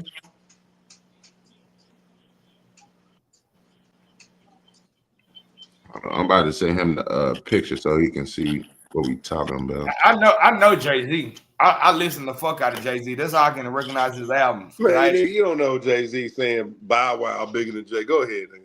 I knew that comment was coming up. I knew it. You niggas shouldn't even be speaking on Jay-Z right now. Why y'all disrespecting this nigga? I know Jay-Z, but I can't deny. You can't deny. You know what I'm saying? Weezy either, but you know what I'm saying. Let's keep going. You see, you go off of artistry, and we wasn't talking about that. We were just talking about all around phenomenal. You know what I'm saying? But then you gonna pull out. I wasn't even going off artistry. I was just going off. But you pulled out. But then you gonna pull out that this nigga brought Michael Jackson on the stage. That's what I was going off of. This nigga brought Michael Jackson on the stage and kind of just changed the whole narrative. Man, stop playing with it, man. Niggas be forgetting, bro. I just sent it to your. For so long, niggas forget. That's it. I just sent it to your inbox. Let me see what the fuck you got going on here, man. So you're gonna pick a total of 5 albums, one from each row.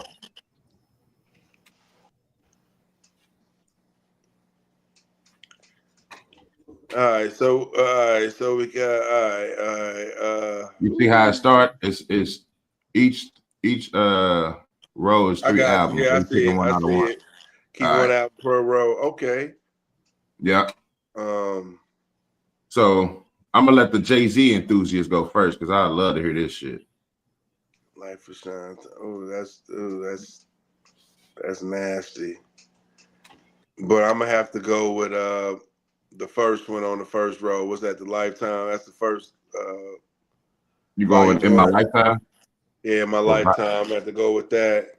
Okay. Ooh, now the second row. God dog, you ain't lying, cuz that second row is murder. That's murder. This is it right here, man. Jay-Z, and it's really coming down to me. Black Album versus Blueprint. Much respect to American Gangster, but it has no. Wow. Mm-hmm. Wow. I'm gonna have to go with Blueprint if I have to keep one. That Mama Loves Me. Oh, That Mama Loves Me. That's one of my favorite Jay-Z songs ever. 444 Reasonable Doubt. Okay, this is where it gets easier. Reasonable Doubt. Come on, that's one of his best works, period. So it's not even. What's that? The Carter's album right there? I don't know why they put that in there. Well, I guess so because they put the Throne album. So, yikes. Oh wow, I'm gonna have to go with Watch the Throne on that one. You know, I don't really count it as a Jay-Z solo album, but I love that Watch the Throne. Him and Kanye, they did something special together. I ain't gonna front. Otis, Niggas in Paris, Ham. Yeah. I still bump that album too. I mean, I just bumped The Dynasty. last week. But all right, so last row we got Blueprint 2, Kingdom Come, and Magna Carta. Ooh, I'm gonna have to go with Magna Carta. I love Magna Carta. A lot of niggas don't like Magna Carta. I fucks with Magna Carta tough. That's a dope ass album. Yep, that was kind of tough. That second row was the toughest. Second row was the toughest. I said that. Yeah. Where you going, Trey? First row, I'm gonna go with Life of Sean Carter. That second row is tough, bro. That second row tough. It really is, bro. You know what I'm saying? I'm gonna come back to that one. Third row, Unreasonable Doubt. Yeah, that's way bigger and more. And damn near had a movie to go with it. You know what I'm saying? Watch the Street. Right. No doubt. You know what I'm saying? So that they hit a little different. Now I did like, you know what I'm saying, A Hard Knock Life. That was a great come out album. That, you know what I'm saying, like he brought originated. He brought some people out on that album. No that doubt was his about it. biggest selling album at that time. I don't know if it's still his biggest selling album, but that was his biggest selling album at that time for sure. Of course, I'm not going with the Carters. I didn't like the Dynasty album at all, and so it has to be Watch the Throne on that one. And I'm gonna be honest with you. The last one, I'm gonna go with Kingdom Come. But going back to that second row, God damn, the Black album. The Black album was magnificent, bro. The Black in every album way, bro. Is fucking magnificent. In every way. And then oh my gosh. But I have a personal thing with the Black album because that was during my college years. You know what I'm saying? So they got me. I said the Blueprint. You know what I'm saying? They got me. They got my dusted from Timbaland, Pharrell, and Kanye all through that fucking album. But I'm gonna be honest with you. I can listen to American Gangster to this day, through and through, reverse, backwards, and I'm talking about like that bitch. Sure. It's certain songs that just do it for me. Like when I hear No Hook, I want to go trap. Yeah, you know I what I'm saying? Like I just played that today.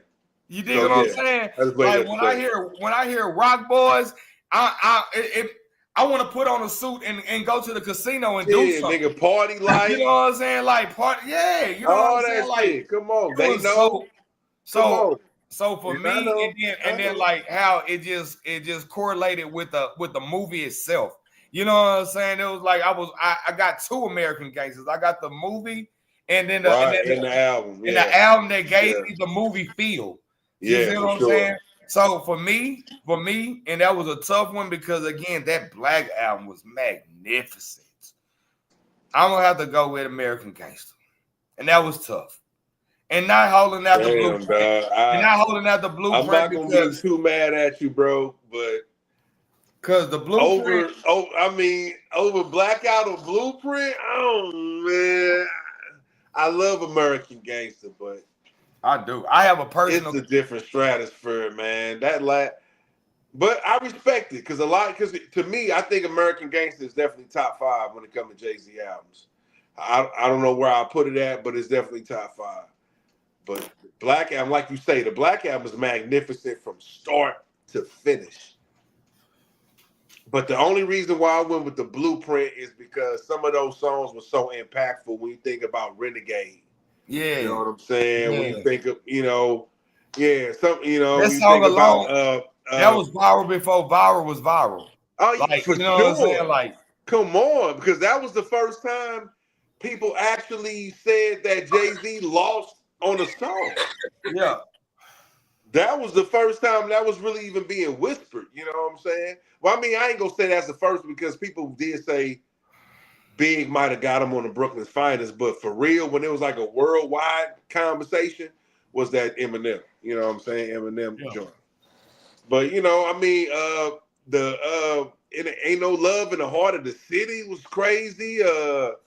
1 million, 2 million, 3 million. Come on. I mean, Blueprint. Nigga, Black Magic itself, the song itself. Yeah. Mm-hmm. The Blueprint. and then they had Lyrical Exercise, and you know that's when they was putting ghost songs on it. So after Mama Loves Me, they had the the Girls Part 2. And then after that was Lyrical Exercise. Oh my God, Lyrical Exercise was crazy. But yeah, I ain't mad, man. But I think Road 2 is tough. So what you doing, KG? He went with American Gangster. So I'm gonna go with that first road. I like the Volume 3 better. I had Big Pimpin' on that bitch and a couple other songs. The second row, probably a Black Album. Because that motherfucker, I think, was that 03? Great time in the world. What wasn't that 2003? Nah. When they come out?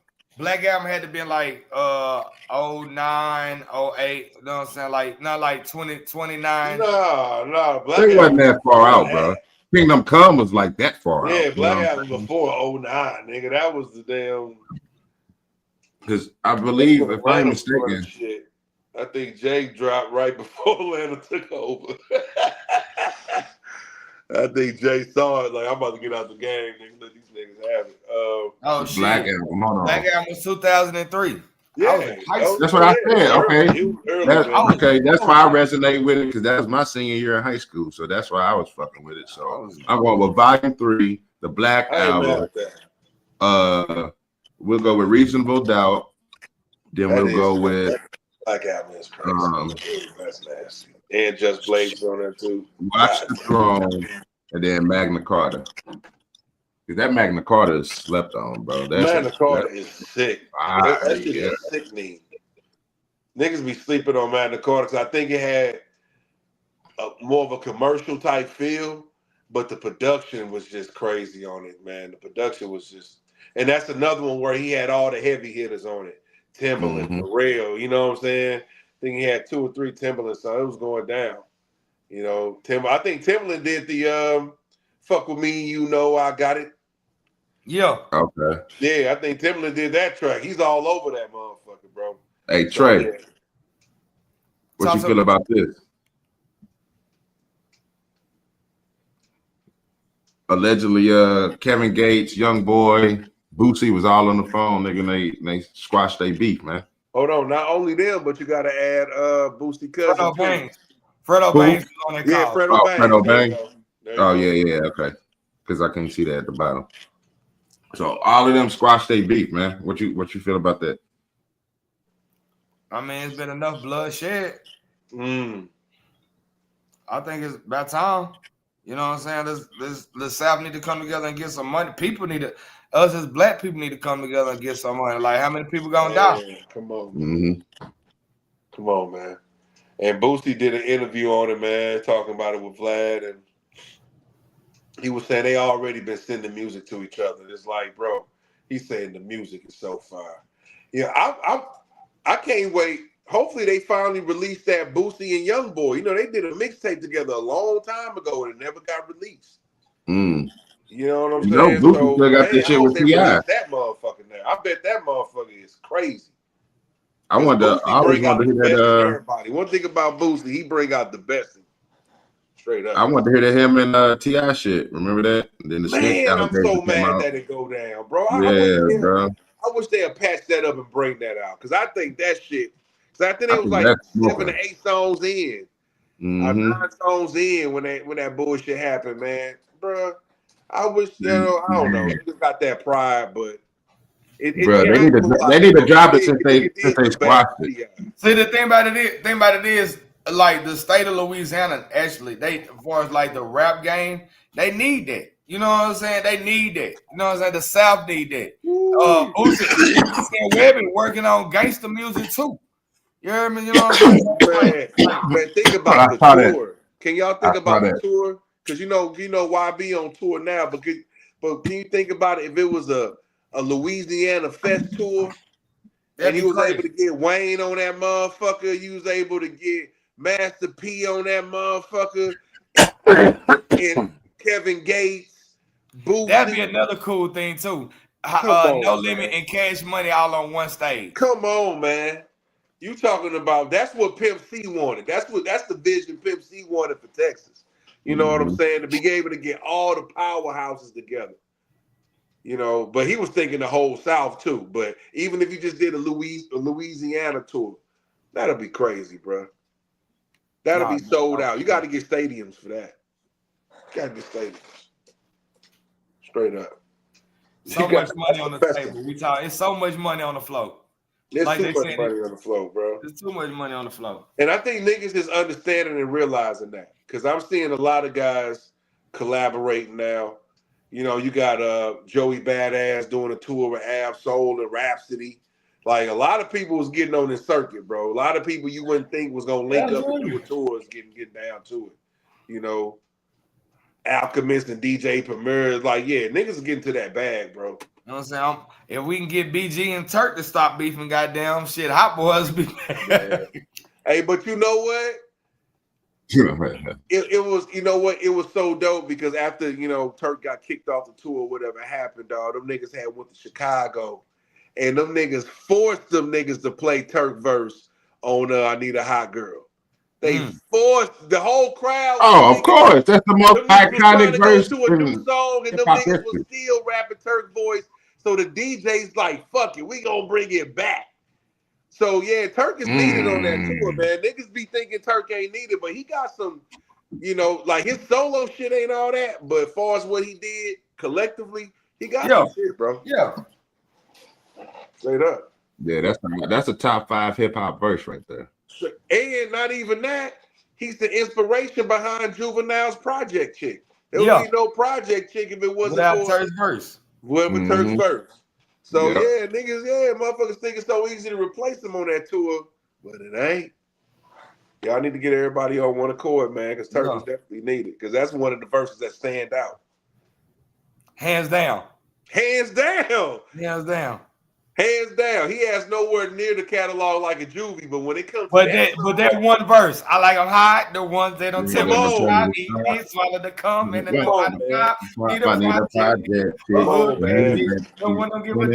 give him his bag, man. Give him his bag for that song alone. The crowd went. Y'all got to see that. I wish I loaded the footage. I had that too. The stadium went crazy on Turk. Yeah. In real time, the DJ played this. I've never seen that before. I've never seen that. Felt great knowing the words to every song that they played in that motherfucking concert, dog. That shit was hard. That shit was hard. That's different. That's the vibe I'm gonna get tomorrow at the Juvenile concert. Speaking of that, because you were speaking about putting that shit on. We never talked about the Jeezy, bro. How was that? That fucking bruh. I was sweating out of my suit, nigga. Yeah. I'm getting my whole section hype. Niggas want to be all prissy. Nigga, fuck that, nigga. This Jeezy, nigga. I was in there. I knew every word. Like you say, when you know every word, you connect. You know every pause, every breath, you know everything. It's a different feeling when you connect it like that. Yes, sir. To an artist, bro. So, nigga, everybody was saying when I came out there, even the chicks was like, damn, yo, you was getting us hype. I even seen motherfuckers I took off my suit jacket, nigga. Listen, fuck this prissy shit. All that shit. We got Jeezy. This is Jeezy, bro. In front of me. You got Jeezy in the projects, nigga? No. You got Jeezy in the projects for real, nigga? The show was one of the best shows ever. You know, St. Louis came out, they showed out. The women, the guys had that shit on. Everybody was sauced up, dripped up, draped out. Know what I'm talking about.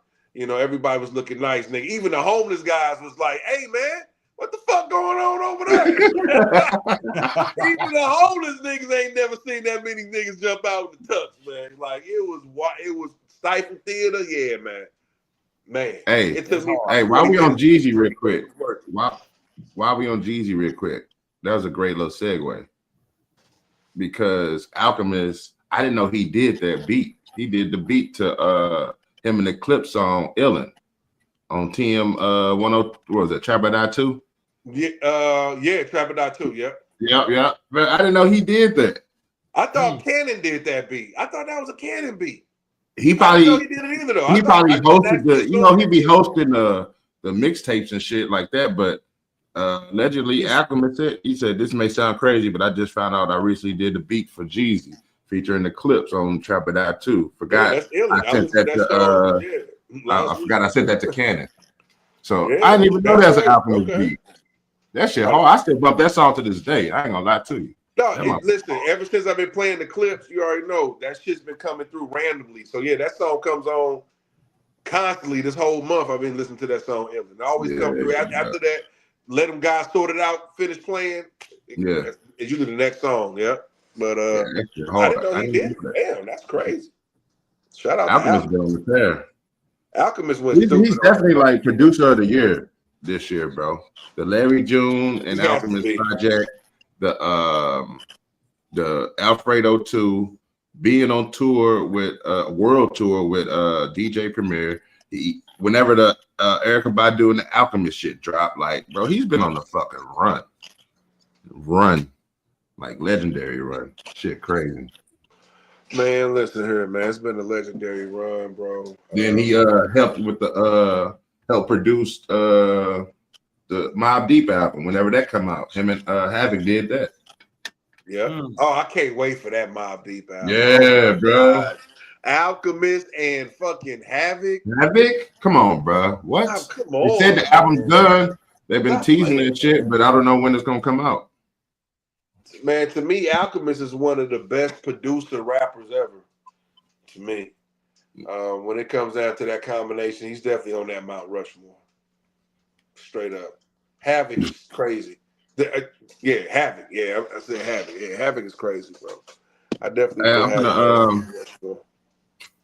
I'm gonna share this because I just found this out today. I'm gonna share this screen so we can watch it. Yo, everybody that's joining in, man, shout out to our TikTok family, our YouTube family, Facebook family. Appreciate y'all joining to the Spit Your Game, Talk Your Shit Live. Make sure y'all subscribe to the Tribe, Spit Your Game 314 on YouTube, man. All right, let's roll that clip. Fire. Okay, just take him off. Dad's waiting for the sound tight. I mean, I don't want to know all that type stuff, man. Take that ass. So Dad's got to took him off. I didn't know that. Let's kind of break it up a little bit. So hold on, we can talk about it. Specialist, spinach sticks, limited seafood, the fish fish. In the sound of the talk like time, the paralyzed is like Georgetown. Start to turn like police. I forgot it was all Wu-Tang and it was Method Man and Redman on that beat.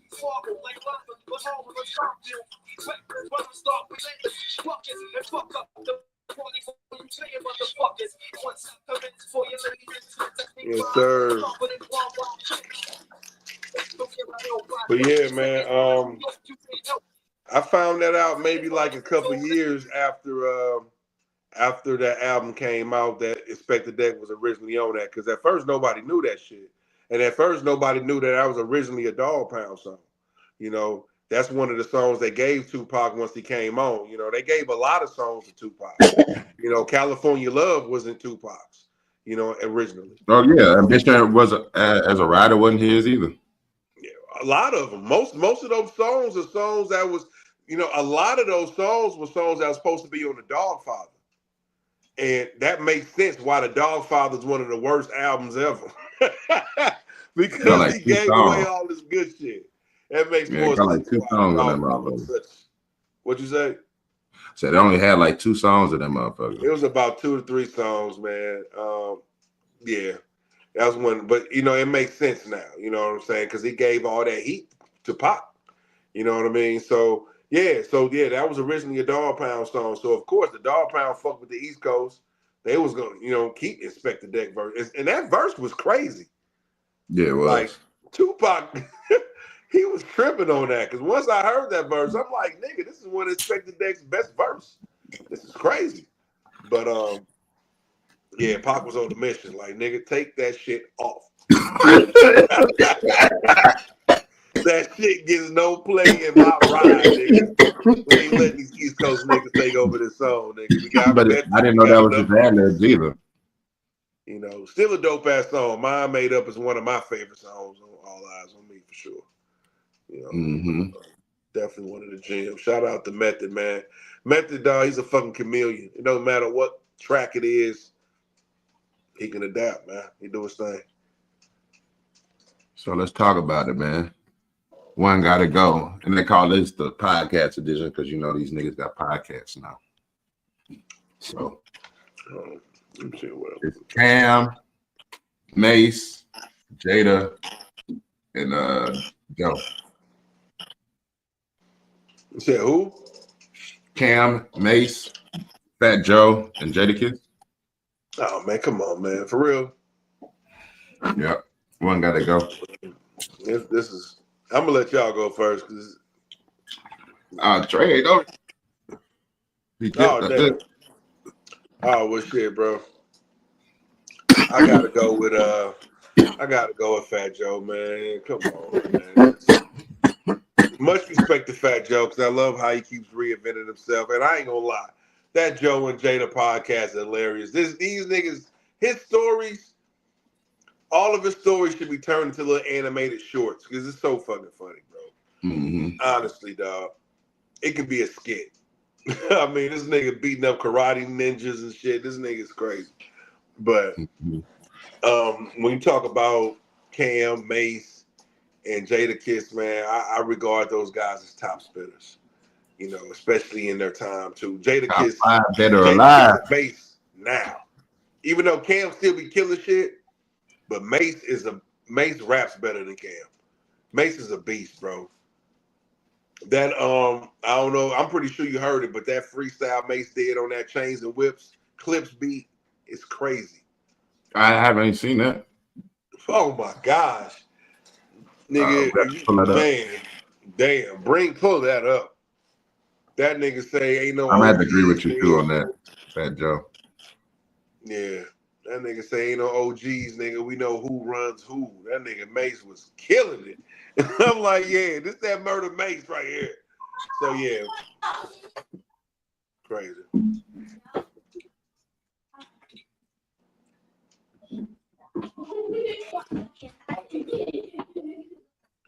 Let me see, man. What shit, bro? We gonna Mace freestyle. Yeah, put Mace free chains and whips freestyle. She'll be able to pull it up that way.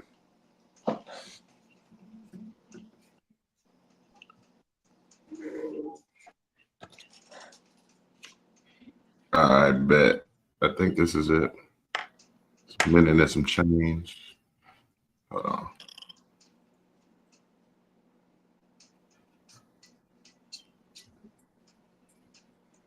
All right.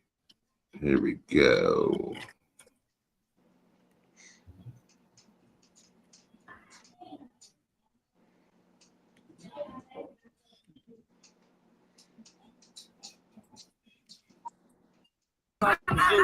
Every time I got the tide, the roof come too. Got no big homies, we know who runs who. Yeah, this nigga ever from the 2-1 check, Nike Tech, bubble coke, Kyrie, smoking dry weed. So much drugs in the nigga system, EBIB. Baddies on my body, all the hotties on me, poppy. Shot cheese from hobby, niggas still living high speed. I scoop all tender, I don't do dinner. Climbing in a Lambo, rent up, stay high to the centers. I told the niggas, save my bread up. No public defenders, we done a lot of work, so don't you jump in the sprinter, nigga. Ain't on no funny shit, niggas die over money. I spend on a child, bring my mommy on some other shit. They heard the murder up again, get time to the government cutting shit. A nigga walk the child with the other men, they see me in the ski mask, they know I'm selling re-rap. Hit them and niggas don't really know me, they and I handle my business like it's Soviet Union. We can go hottie for hottie, dotty for dotty, robbery for robbery, Rari for Rari, and hottie for hobby, lobby. Jockey for choppy, we can go switch for twitch or go lobby for lobby. I'm so bossy, call me Hugo. 80K on a Hublot. College put me out the two though, I'm high as Pluto. Mommy love me like Menudo, already got it, you know. I get a bag of Brunos to do their party 2 shows. These niggas sweet as fruit codes. Troy days 2 codes. I ain't never do those. It's Celsius is too cold. You And what that do though? You never sip on Nuvo. I'm giving new lows. You make a movie off me, you gon' need a new role. You just a bum in the pussy that's not fully puto. I got some foreigners out of town that chop it up just like a shit to do though. A body cam, let's and give you 7 like Coco. Yeah. Next time they say with him, tell him you go. Man. Mace still doing his thing, man.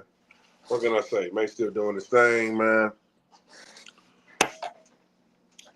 Fire shit. That was hard. Yeah, so that's why I gotta keep Mace in there. Gotta keep Cam. Cam still putting that fire out. And y'all know Jadakiss still putting that fire out. I'm sorry, Fat Joe, but you understand this. You even understand this, so you wouldn't even be mad at me. But also, speaking of Jadakiss, a crazy announcement. Fucking Jadakiss. Him and Benny. Damn, Benny Siegel putting out an album together, Kiss the Mat. Not a big fan of the title. Think they kind of could have came up with something better, but I don't give a fuck about that shit, nigga. I already know this album about to be crazy, dog. This is one of those wishful thinking type things, the things that you would never thought you would see, but you always wanted to see. You know, I wonder if he gonna use this AI on his voice. Yeah, for sure. I mean, I'm not mad at that because it's him. It's not like it's somebody writing his lyrics. It's just we all understand. You know. No, I'm saying I wonder if he's gonna do that. I ain't mad at that. I wonder if he is, because I've already heard the song. Yeah, I'm pretty sure he is. Yeah, I'm pretty sure this is why this is coming about now. You know what I'm saying? I'm pretty sure that AI is one of the reasons why they can do this and do it successfully. You know what I'm saying? Not have to worry about how it sounds sonically. You know what I'm saying? So yeah, for sure. I'm pretty sure this is one of the reasons, you know what I'm saying? But I put this on the same level as we always wanted to see that Brad and Beans album. We always wanted to see that Scarface and Beans album. You know what I'm saying? We might not ever see that, but Beans and Jadakiss, oh, that's in the same realm right there. I'm not mad. I can't wait, bro. I don't even know what these niggas gonna come up with, but I'm not even mad at it, bro. I think it's gonna be crazy, and hopefully they got the right niggas doing production. I think that'll be the only thing that'll kill this album if the production ain't right. If there was any type of Achilles heel, because I know the lyrics is gonna be what it is, but hopefully they get the right vibe on the beats, man. They damn near, I wouldn't mind if Alchemist did though. did this motherfucking album. That'll be crazy. You know who else that I like that's kind of in the same vein as Alchemist? You don't get no Just Do though. Who? Like if I say Derringer. Nah, Harry Fraud. Oh yeah, Harry Fraud too. Yeah, for sure. He don't get his Just Do to me, man. But that dude got some cold shit. Oh, he got some cold shit. And for a minute, I kind of saw him climbing. I started seeing Harry Fraud production on people I never would have thought I seen him. You know what I'm saying? I don't know what's going on, but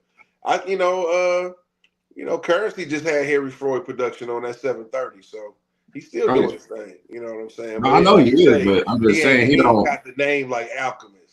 Yeah, that's what I'm saying. His name should be ringing because I believe the first person that I heard him use his production on, I think, was French Montana, and that was before everybody was started using. Oh yeah, yeah. French Montana and Jim Jones, but I'll definitely say French Montana first. But him and Jim Jones definitely was pushing that narrative, and then I saw Currency as well. But that's the thing too. He's worked with really a lot of, I ain't gonna say, underground artists in a way. You know what I'm saying? Where Ross ain't underground. Huh? He's worked with Ross. Ross ain't underground. No, I'm just saying, but that's not his portfolio per se at that time. I got you. Where like an Alchemist, he came out working with Jay-Z. He came out working with big names. His production was on major releases. You know what I'm saying? So that's why I'm saying, like, I think he's a little bit more in the shadows than the Alchemist. Alchemist kind of already had that big push. You know what I'm saying? Because he was getting those big slots. You know what I'm saying? You know, them Mobb Deep albums, them one of the underground releases, them was major. You know what I'm saying? Them songs on majors. So for sure. But you know, keep grinding. That's all it is. Because it took a long time for Alchemist for real to get his due. He's just now getting his due over the last 3-4 years, bro. Where niggas is really recognizing his production and work. You know, I can't really say Alchemist led as top producer in one of those golden years of hip hop. It was a lot of competition out there. It was tough. Shit, niggas like Just Blaze and Kanye just killing. You got this year. This year, you can say he been monkey-footing this whole year. You know what I'm saying? Yeah, he's been rocking it. That's why I can't wait to hear this whole year. Like, it's been crazy. This is a monumental run. So yeah, I give him his props. But like I said, he's just now getting his due. So with a Harry Freud, he's relatively new compared to an Alchemist. So it might take Harry Freud another 5 years before he get his due. You know what I'm saying? Because it took a minute for Alchemist, bro. I mean, he's always had his due, but now he's recognized as, I'm one of the top niggas on top. If you want to hit, come see me. That type of nigga. Yeah. You know what I'm saying? So yeah, shout out to Alchemist. I love seeing the elevation. I just like he never had to change his style up. He just stayed what he is. He right. You know what? He don't change his style up. He just morphs. He just adjusts with the time, man. Get better. Kind of like Pharrell and Timbaland. Yeah. You know, a Larry June album sounds different from a Currency album, even though they still use the same format with his samples. The samples he give Larry is a little different from the samples he give Currency. And then you really see the difference between how he works with Freddie, because he gave Freddie something special. Man, Gold Feet, my G. Come on, bro. And like you mentioned, like the percussion, the drums on Gold Feet, he was really giving niggas a range. Oh my God, bro. Of different man. Even on Empanada, not Empanada, but Enchilada. Enchilada. The drums on that motherfucker is roots. And I guarantee Anderson .Paak had something to do with that. Yeah. Oh yeah, for sure. Come on now. You gonna have Anderson .Paak in the studio and not tell that nigga to get on some instrumentation? You know. Come on. Because they're like an unexpected feature that makes great music. And they've been starting that since I think Bandana. I think it was called Stainless. Him and Anderson .Paak. They make some good. I love Stainless. That was Game though. When that Game and Anderson .Paak Stainless. I'm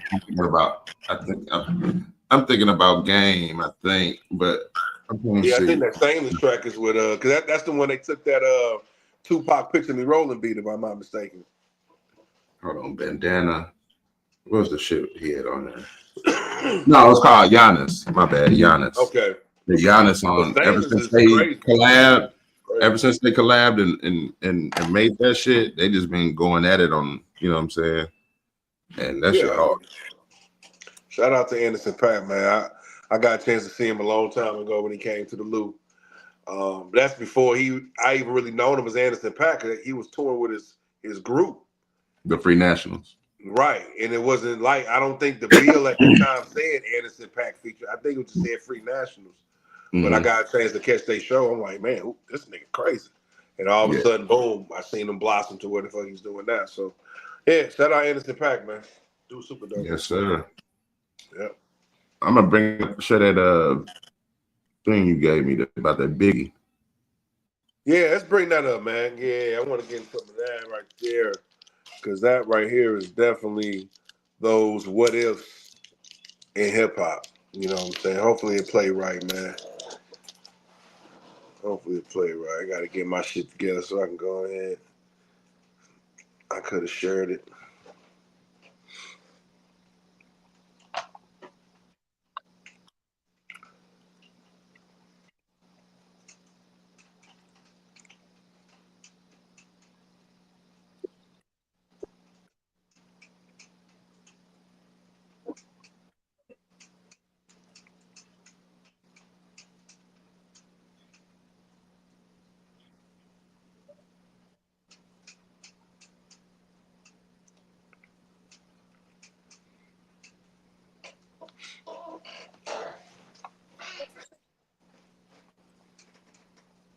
Did it show up? No. Did it show up at all? No, it ain't show up. But, you know, just so we don't keep the people waiting, man, what's pretty much what was going on is one of LL Cool J's biggest songs, Doing It, was originally made for Notorious B.I.G., R.I.P. And also Loungin'.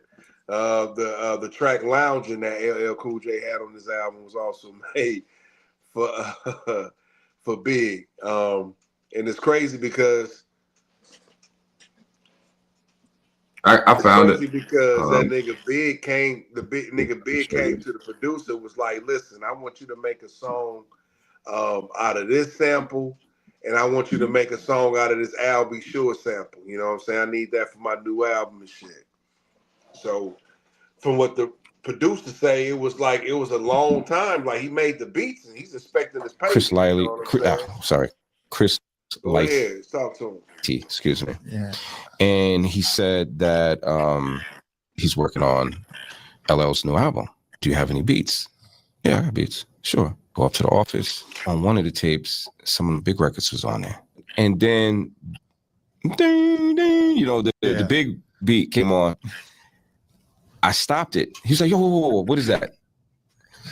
I was like, oh shit. I said, I can't, because that's for Big. I'm holding that for. And I'm, you know, mind you, I haven't gotten paid and I don't see any serious inquiries at this point. But I still, out of respect, Big, he gave me those ideas. Yeah. So I still have to be respectful. So he's like, no, let me hear that. I'll let you hear it, but I can't sell it. Play it. Go Brooklyn, you know, whatever, all that shit I put up in there. And lo and behold, he was like, I need that. I said, whoa. I said, you know what? Let me get back to y'all. He said, how much is Puff gonna pay you? Disclose the information to him. He said, I'll double that for each beat. Now, anybody that's listening to this, you tell me, what the fuck would you do? I'm not saying that I wasn't loyal to Big. Right. But I just couldn't. I had him offer to get no more. Here's the wild shit. I called back Chris. I said, let's do the deal. Guess who calls me the day that check hit my that I got the check? Big. The Notorious B.I.G. Yo, man, I'm ready for that beat now. I think our budget is open. I'm about to shit my pants. Piss on myself. Because in the back of my mind, I have to tell this man, them shits is calling, my man. You what? Y'all sold them beats, man. Well, go get my shit back. How much they give you? I said, yo, you know, they you know, I'm nervous. They double. Man, tell them I need my shit back. Get my beats. That was my first single. Big was so mad. He hung up the phone on me. And he called back. I don't even know if I should be saying this shit, man.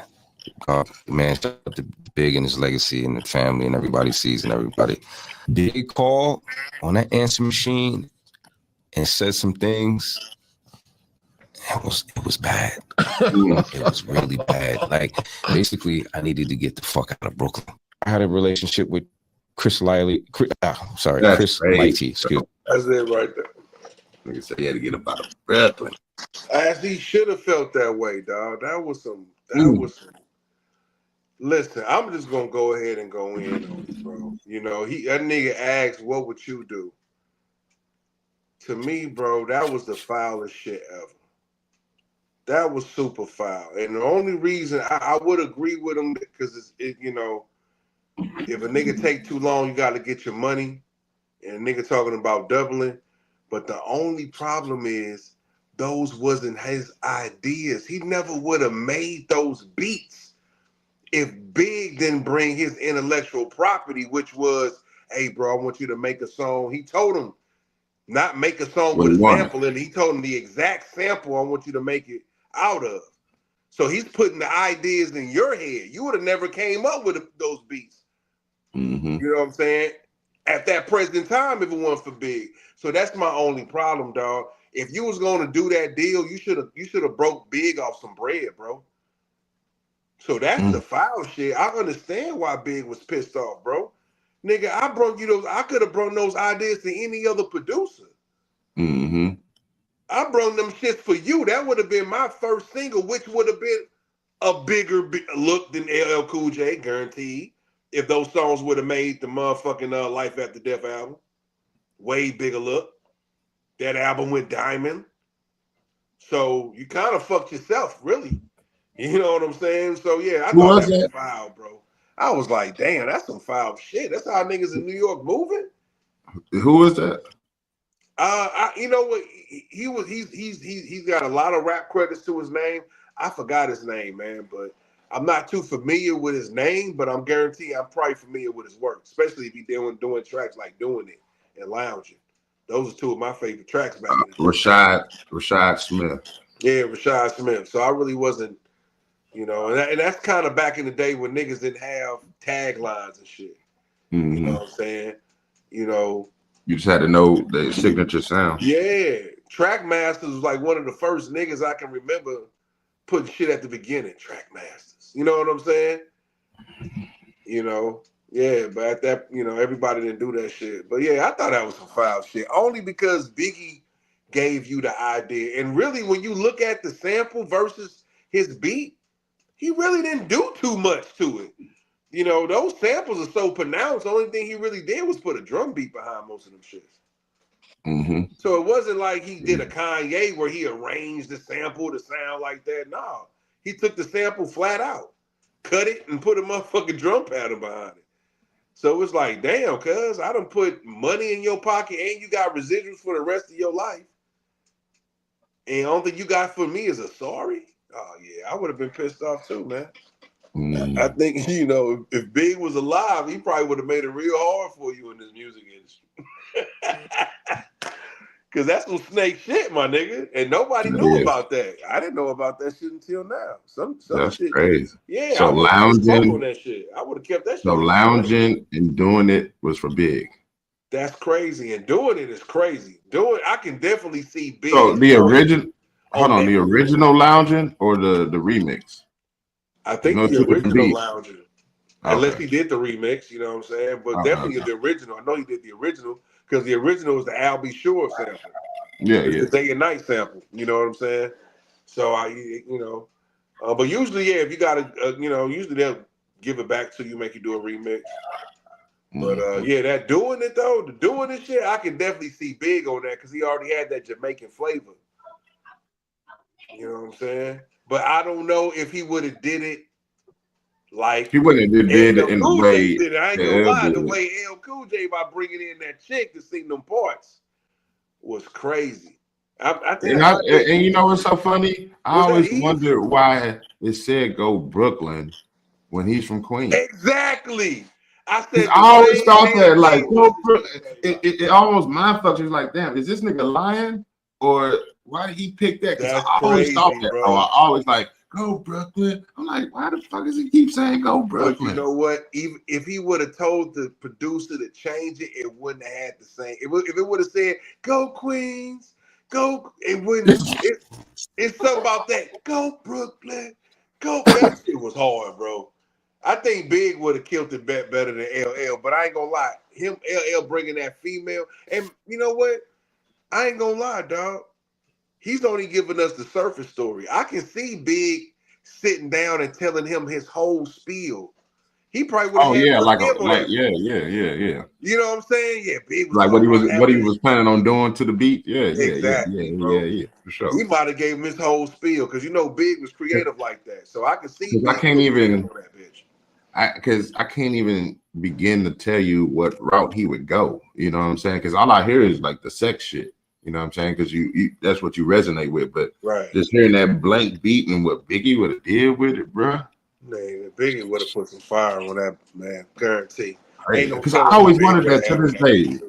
And he solved it. That's crazy. Because I was like, why does it keep saying go Brooklyn? Why does it say go Brooklyn? It never made sense. Queen.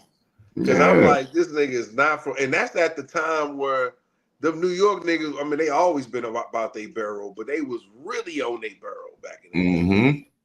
Straight up. That's the Brooklyn food niggas days. not gonna say from Queens, nigga. Yeah. You know what I'm saying? And vice versa. So, yeah, that was different. I just thought it was part of the sample.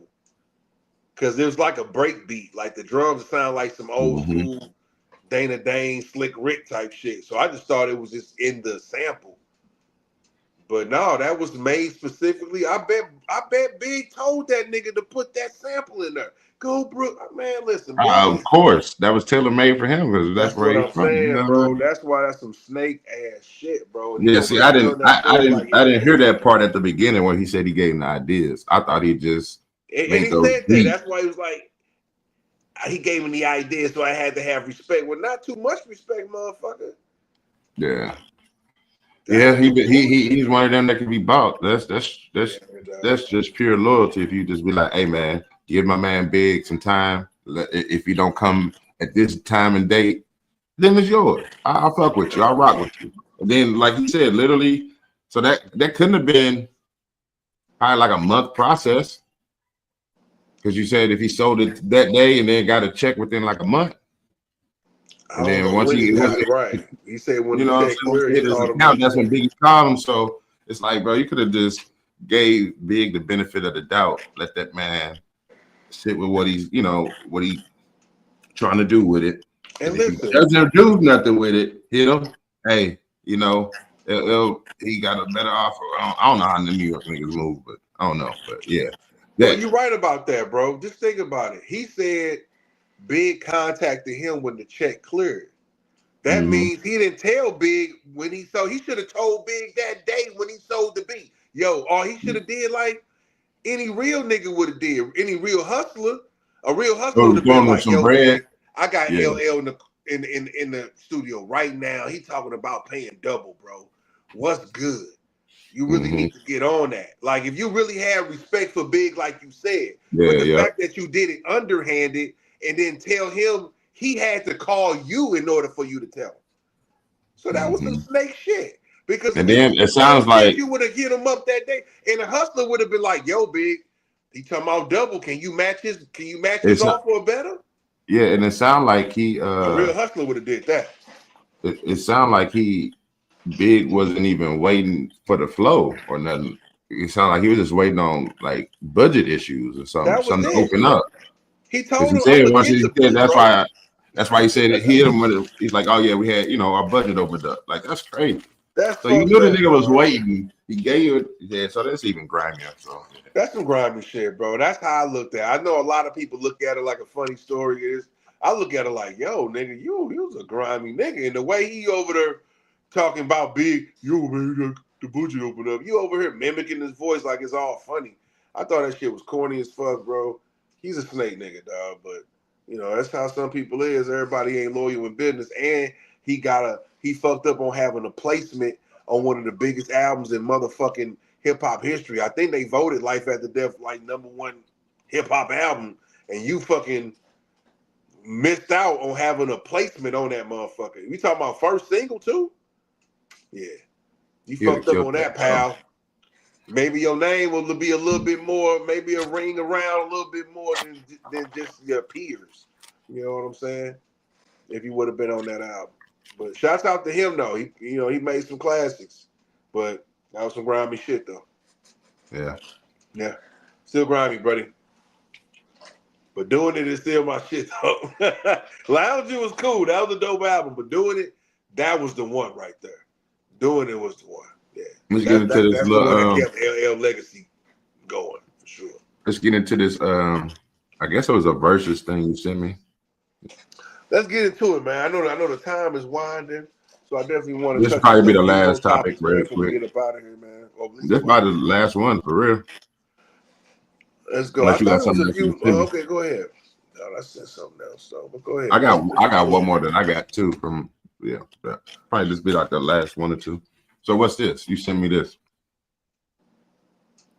I can't even see it, bro. You're gonna have to. You sent me they got that Raekwon, the GZA, the Dog Pound, Mobb Deep, Tupac, Diddy Mob, what was that? A-Ball, MJG, Old Dirty Bastard, and Bone Thugs and Harmony. I don't even know. I mean, what is it saying? What's it saying it's about? Because I don't even say. It just sent me a picture of like all albums, like it's a verses or something. Like you got to pick one or something, or pick three. You'll see it in your inbox when you go back and check. Grab me up. No. What it is it's two sides. On the left side, you got albums that came out in 1988, and on the right side, you got albums that came out in 1995. So I got the 1995, John. Okay, yeah, you know what I'm saying. Yeah, one of them joints. I thought that was super dope. So yeah, you got. I mean, listen, 88. Woo! I see why niggas said 88 was a great year for hip hop. But yeah, because I had an 88 list. Okay, that's why. Okay. You got Slick Rick over there. You got EPM. You got a lot of classic shit. Rakim, KRS-One. You got a lot of shit that came out in 88. I still went with 95 though, me personally, but it was tough. It was, man, 88. Big Daddy Kane and all them niggas was tyrants back in the day. So, yeah. Hold on, I got it. I just found it. So hold on. I'm about to bring that up. Because I just had the 95. I'm like, what are we looking at here? So I got the 88 John. Right. The right shield.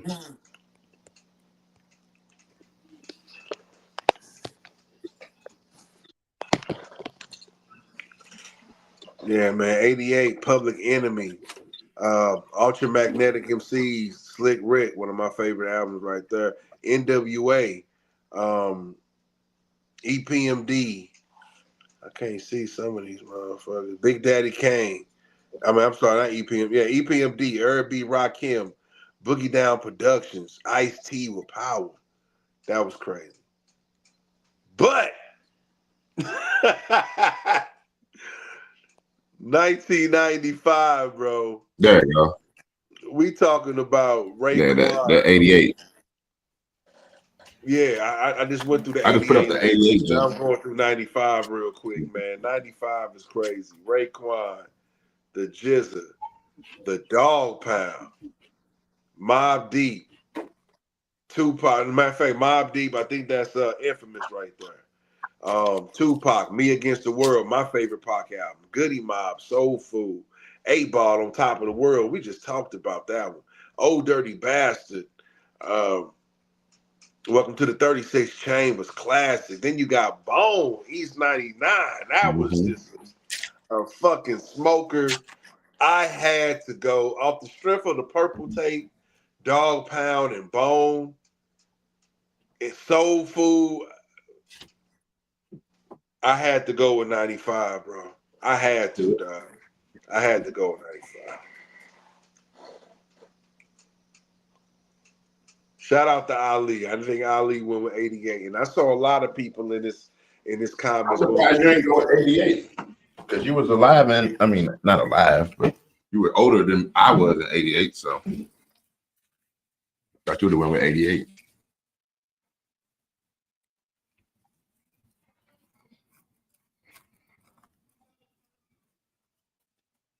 Still spending money for 88. No doubt, man. But yeah, shout out. I thought that was interesting. You know what? And I think we gotta start, doing that, making up our own like that, bro. You know what I'm saying? With the years. Let's start comparing some years. You know, that was super dope. Even with the movies. You know what I'm saying? The movies I had up there, you know, the black movies that came out 91, 92, 3, 4, 5, 6, 7, 8.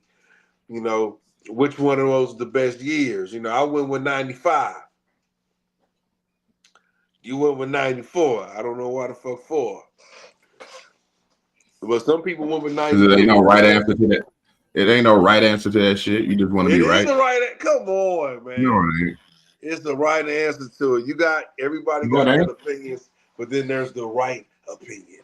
Nah, bro. There's such thing as the right opinion. See, that's where you. Nah. No, there's the right opinion. Listen, you can go to a doctor. Several doctors can give you different opinions, but there's a doctor who has the right opinion.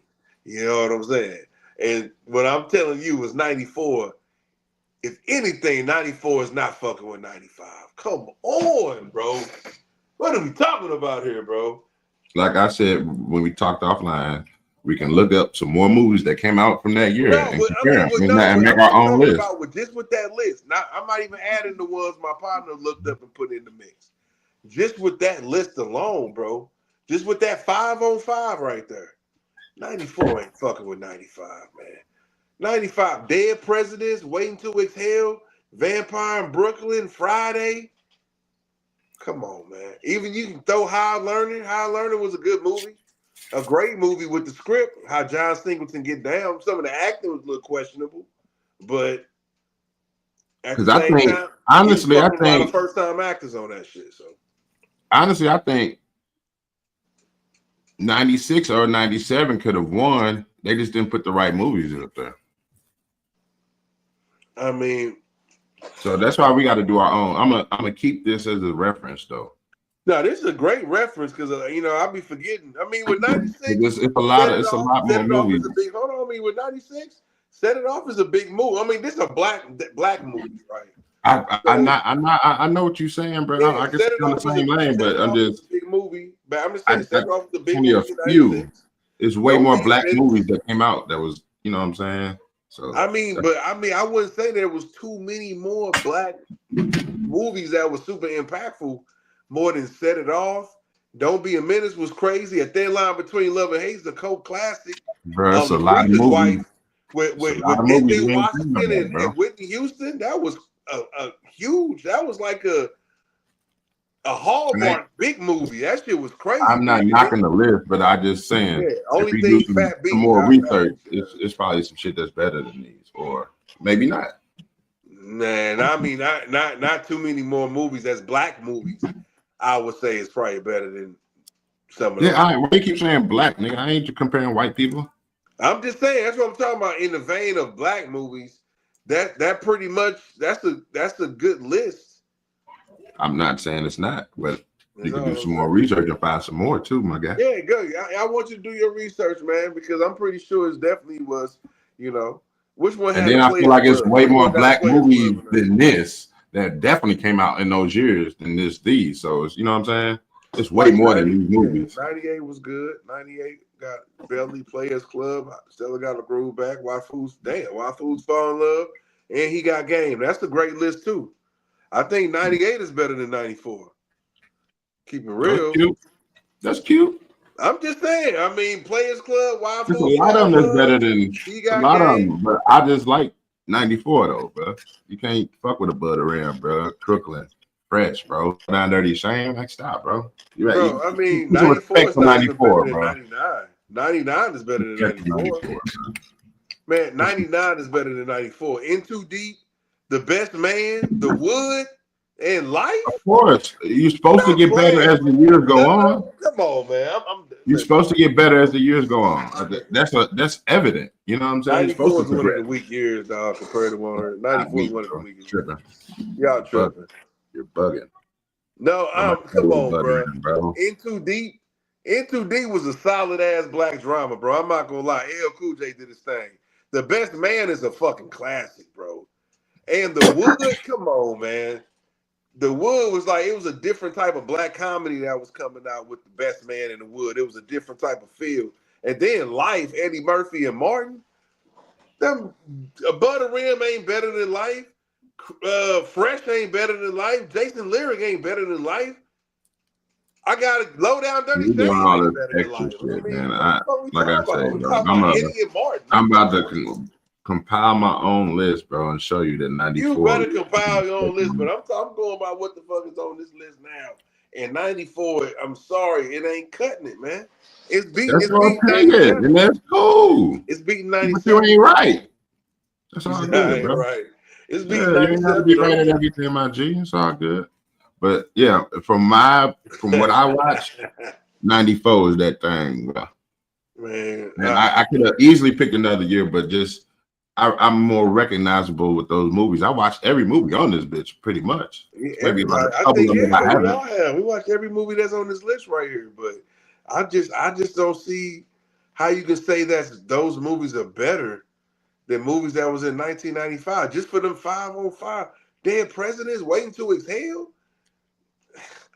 All right, man. Hey, that's your opinion, bro. But for you, I mean, if you try to stay fresh, I don't know, bro. I mean, that's your opinion, man. But I just think your opinion is crazy. Crazy work, man. Shout out to the people that's watching. What do y'all say? I just want to know. What do y'all between 94 and 95? I'm gonna keep it real small with y'all. Between 94 and 94. Between the whole list, what's y'all opinion? What's the better year? I don't want to whole keep 94 and 95. I really just want people to speak out of the on whole 94, list. What year y'all fucking with the hardest? You know what I'm saying? Listen, straight up. And I think it's gonna be, to me, the people. I think they're gonna speak for 97. I mean 96 or 98. I think that's going to resonate more with the people. I could be wrong. That's just my opinion. This is what's going to happen. I think they're going to rock with 96 and 98. I mean, a lot of people have been rocking with the earlier years, man. I've seen some 94s. I've seen 95s. You know what I'm saying? I haven't really seen, when I posted it, people really saying, you know, the later years, which when I'm looking at the later years, like I say, 99 is crazy. Even though they only got 4 movies for 99, and I'm probably sure 99 has some more movies. That's what I'm saying, bro. Like in none of these movies, I don't see the movie with Eddie Griffin and shit. What was that little black soldier movie? That was a black movie. Black soldier movie. I forgot what the name of that movie, dog. The Walking Dead. Yeah, The Walking Dead had Alan Payne, Eddie Griffin. Yeah, it was a good movie, dope movie. Black Cash, yeah. The Walking Dead. Shout out to them boys. But that's not on here. So I'm pretty sure you can go fishing, but they did do a pretty good job. I think they put some of the most impactful movies, the movies that probably generate. Yeah, I'm not going fishing just for any black movie. I'm going fishing for like the shit that should have been on this list. You know what I'm saying? That's what I'm doing. No doubt. You can go for any movie, but because Baby Kids even on there? Even though that was animated, but that should have been on there whatever year that came out. That probably came out like in 90. That was I think it was like right before he died, so it should have been like 91 or 92. Right, maybe that's what I'm 93. saying. It's like either 90, right after House Party. I think it was definitely before House Party 2. Before House Party 2 came out, I think Baby Kids was out, I believe. But yeah, Baby Kids, another one that should have been on this motherfucker. You know what I'm saying? They got that, you know. But yeah, I if you want to do a little personal thing, though, I believe between 94 and 95, I can find some better shit. Man, I can find some better shit. It's over, bro. Dead presidents changed the game. You can stick with those. I'll come up with a harder fight than that. You know you can't. You can't. I can. Right? You can't, bro. You can. I'm gonna prove it. I'm gonna clip this up when I have my list, and I'm gonna run this footage back because it ain't gonna age. My nigga, you might, you're gonna be able to find some cool shit like, oh yeah, that was a dope movie, but ain't none of them. Nah, bro, I'm going for shit that's supposed to be on this list, and I bet you I find 5 better movies, bro. Not better than Dead Presidents, bro. You're not about to find 5 movies in 1994 that's better than black movies. You just give a player some time, man. You don't know. You ain't seen every black movie in 1994 or 95. Nigga, yes, I have. No, you have not. Stop it. Now you trolling, nigga. Stop it, bro. Every black movie in 1994. That's on everything. Now, you know what? What I will give you, Glory might have came out in 1994.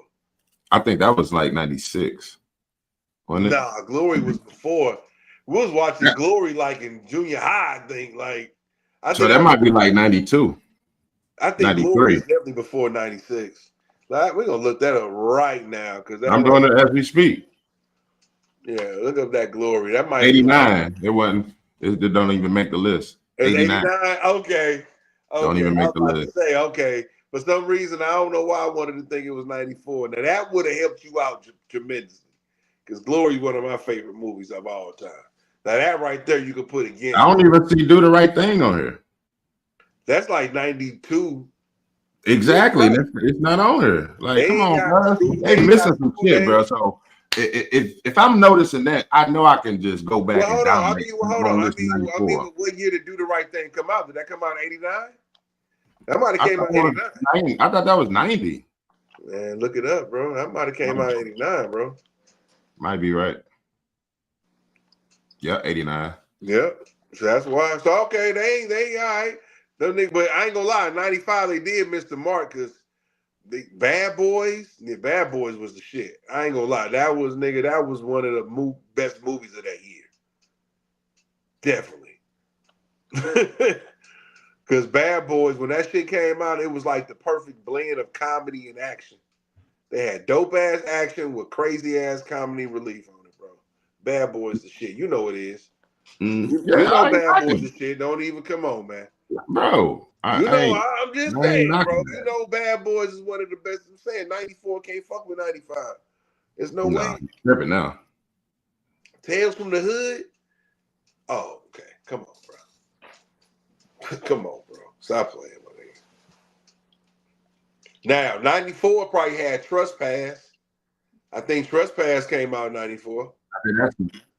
I think that's 93. That might be 92. No, it ain't 92. No, because it is 92. It is. No, it ain't 92 because Boys in the Hood came out in 92. So no, I'm telling you, bro. I'm looking at it right now. Trespass, the film, 1992. Damn. So that came out the same year as Boys in the Hood? What year Boys in the Hood come out? That's crazy. I love Trespass. That was shot in on the east side. 91. No. Boys in the Hood right there on the list. No, Boys in the Hood came out in 91. So that makes sense. It's right there on the list. You got me looking it up. This shit right there. Yeah, right. Yeah, I wasn't looking up Boys in the Hood. I just wanted to know what Trespass. So Trespass. No, Trespass is 92 for sure. Yeah, 92. Now, 92. They need to put that on 92 because even though Trespass wasn't the best, it's just a good movie. It's just a good movie, bro. Yeah, it is what it is. It ain't. You know it ain't. I would say I'm not gonna use the terms low budget.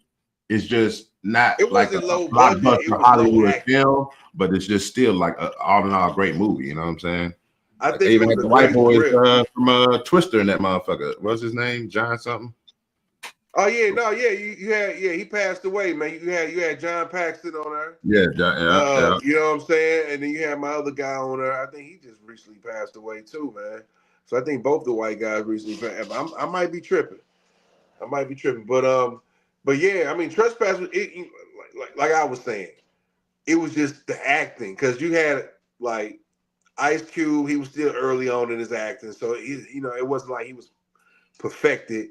You had Ice-T, he wasn't perfected. You know what I'm saying?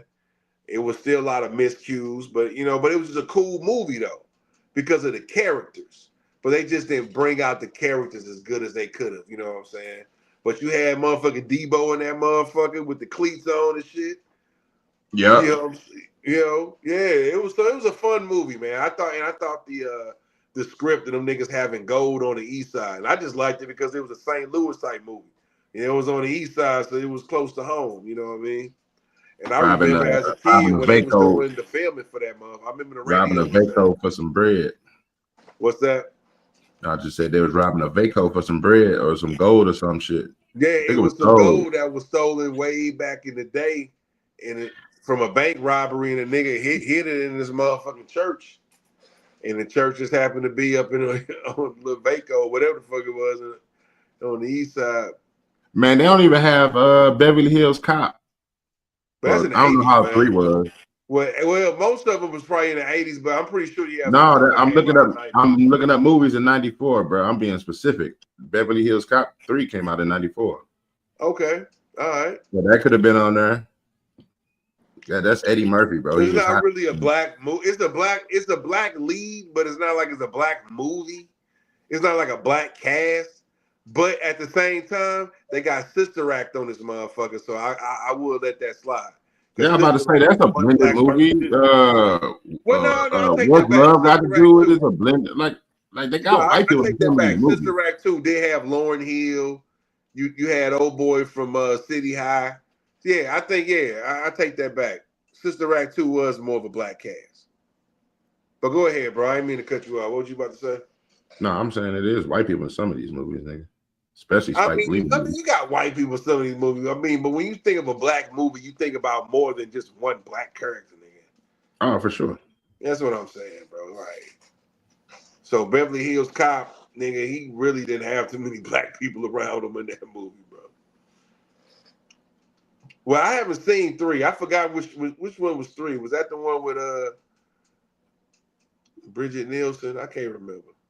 Yeah, I haven't seen 3. And yeah, I haven't seen. I've seen it.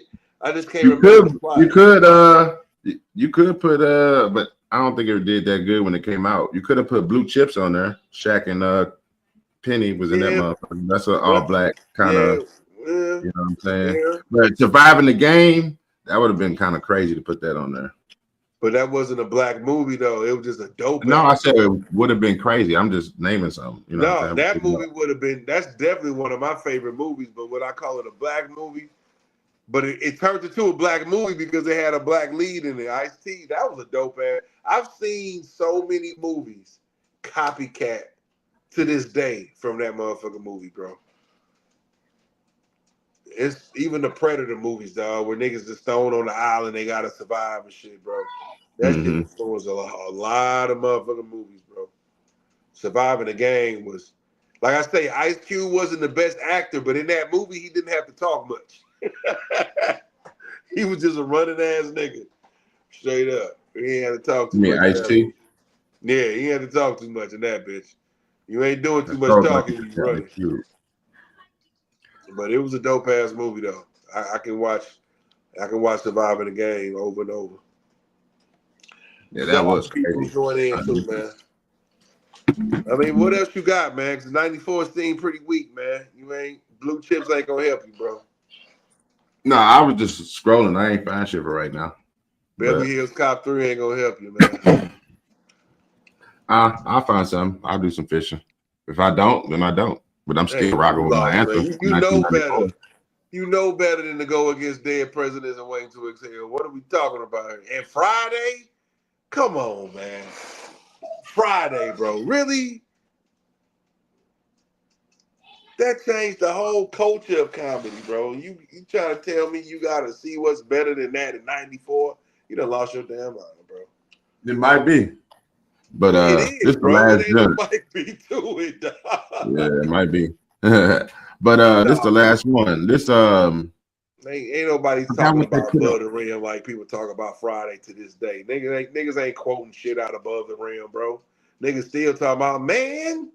Niggas doing that to this day, bro. Ain't no nigga. Stop playing with me, bro. Stop playing. Hey, you know Friday's bigger than any damn movie on that list. Stop playing. Yeah, stop playing. 94 shit. But I'm going to this next one though. Let's go to the next one, man. Make this the last one, man. What you got from? But actually, I do got one thing to say. But go ahead. I forgot what it said though. But it's kind of like the pick the top 3 of the Pharrell produced songs. I should have zoomed in because I can't even see these motherfuckers. You got I can't see them. Like Mystical, Shake Your Ass, Jadakiss, Knock Yourself Out, Jay-Z and him on, was that Frontin'? Yeah. Then you got Super Thug, Nori. Then who was that? Yeah, I definitely can't read that shit. I should have jumped in. Hold up. Get my old man on.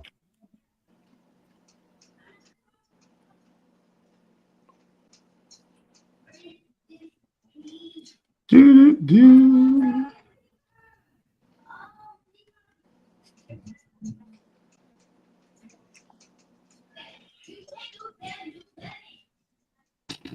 Nice. All right, I'm gonna bring this in a different way.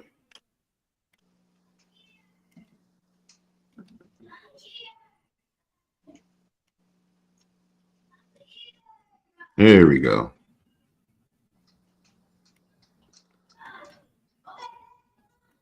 Tell me, can you what we got here, man? I don't need him in the picture. There we go. Yeah, Okay. Kendrick Lamar, all right. So they got a lot more than her. You got Ludacris, Moneymaker, Jay-Z, Pharrell, So Ambitious. Slim Thug, I ain't heard of that. Jadakiss, Knock Yourself Out. The Mystical Shake Ass. The Jay-Z, Pharrell frontin'. Nori Super Thug. Oh, that was Drop It Like It's Hot with Snoop. Pastor Cavassier with Busta. Blurred Lines with Robin Thicke. And then Beautiful with Snoop again. So I think the caption was like pick 3 of his best productions. If I'm not mistaken. I think it said pick 3. So what 3 you picking? Man, let me see what we got. We gotta think about it. I already know which ones can't go nowhere for me. Well, if I'm gonna be totally objective about this, excuse me.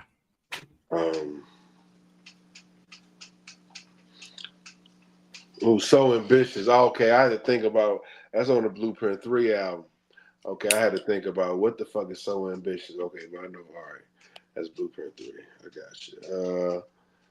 Okay. This is tough. Damn, Drop It Like It's Hot. That was a good one. Man, that was fire, bro.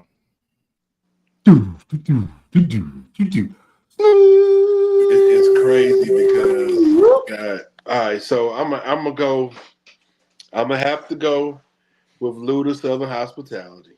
Okay. That's definitely has to be one for me.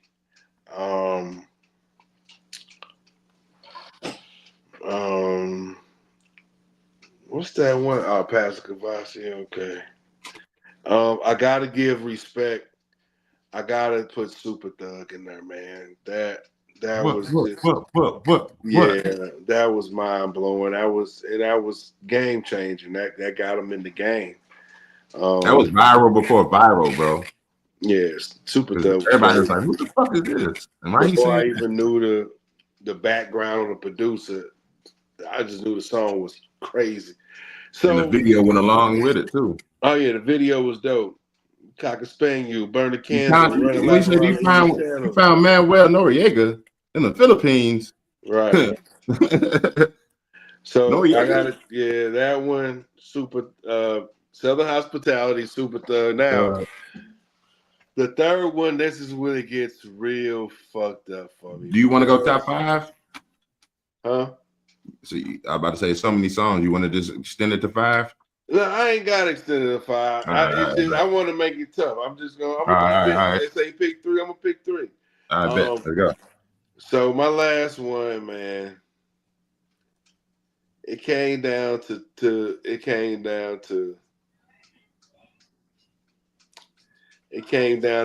I'm just gonna say the honorable mentions. It came down to Drop It Like It's Hot. Jay-Z song. Came down to Drop It Like It's Hot. Mm-hmm. And it came down to Kendrick Lamar. All Right. All Right. I love that. Crazy. We gonna be all right. I love that. I didn't even know Pharrell produced that. But when I think about it, that is him in the background, and we gonna be all right. Mm-hmm. That is him. Yeah. So I didn't even know he produced that. So I'm gonna have to go with just off iconic. You going Kendrick Lamar, bro. I'm going Snoop Dogg, man, because Drop It Like It's Hot was a movement within itself. Yeah, that shit brung Snoop back. That brung Snoop back because for a minute Snoop was kind of lost out there. When that when he came out with that, he started talking that gangster shit. You know, that's the Crip side. You know, he came back and the video was so dope. Oh my gosh. The graffiti and shit. For the video was crazy. Yeah, that was definitely an iconic. That was iconic, bro. So that's why I had to go over facts over feelings over that one because just sonically, I love All Right, but man, just the impact, Drop It Like It's Hot. Yeah, that was crazy. All right. That wasn't bad. Not mad at that. But Beautiful, that changed. Oh my God, bro. Charlie Wilson. Yeah, I really like playing that in the whip though. I feel you. Go ahead, my bad. I ain't gonna say nothing against it. Go ahead. Bro. Yeah. Here you go. Hate. I'm gonna be silent. Go ahead. Hate. Look at him. He's emotional. Nah. I'm gonna go with Beautiful. I gotta go with Nori Super Thug though. I can't even sit here and lie. Like I wasn't bumping the shit out of that song, not knowing what the fuck he talking about. And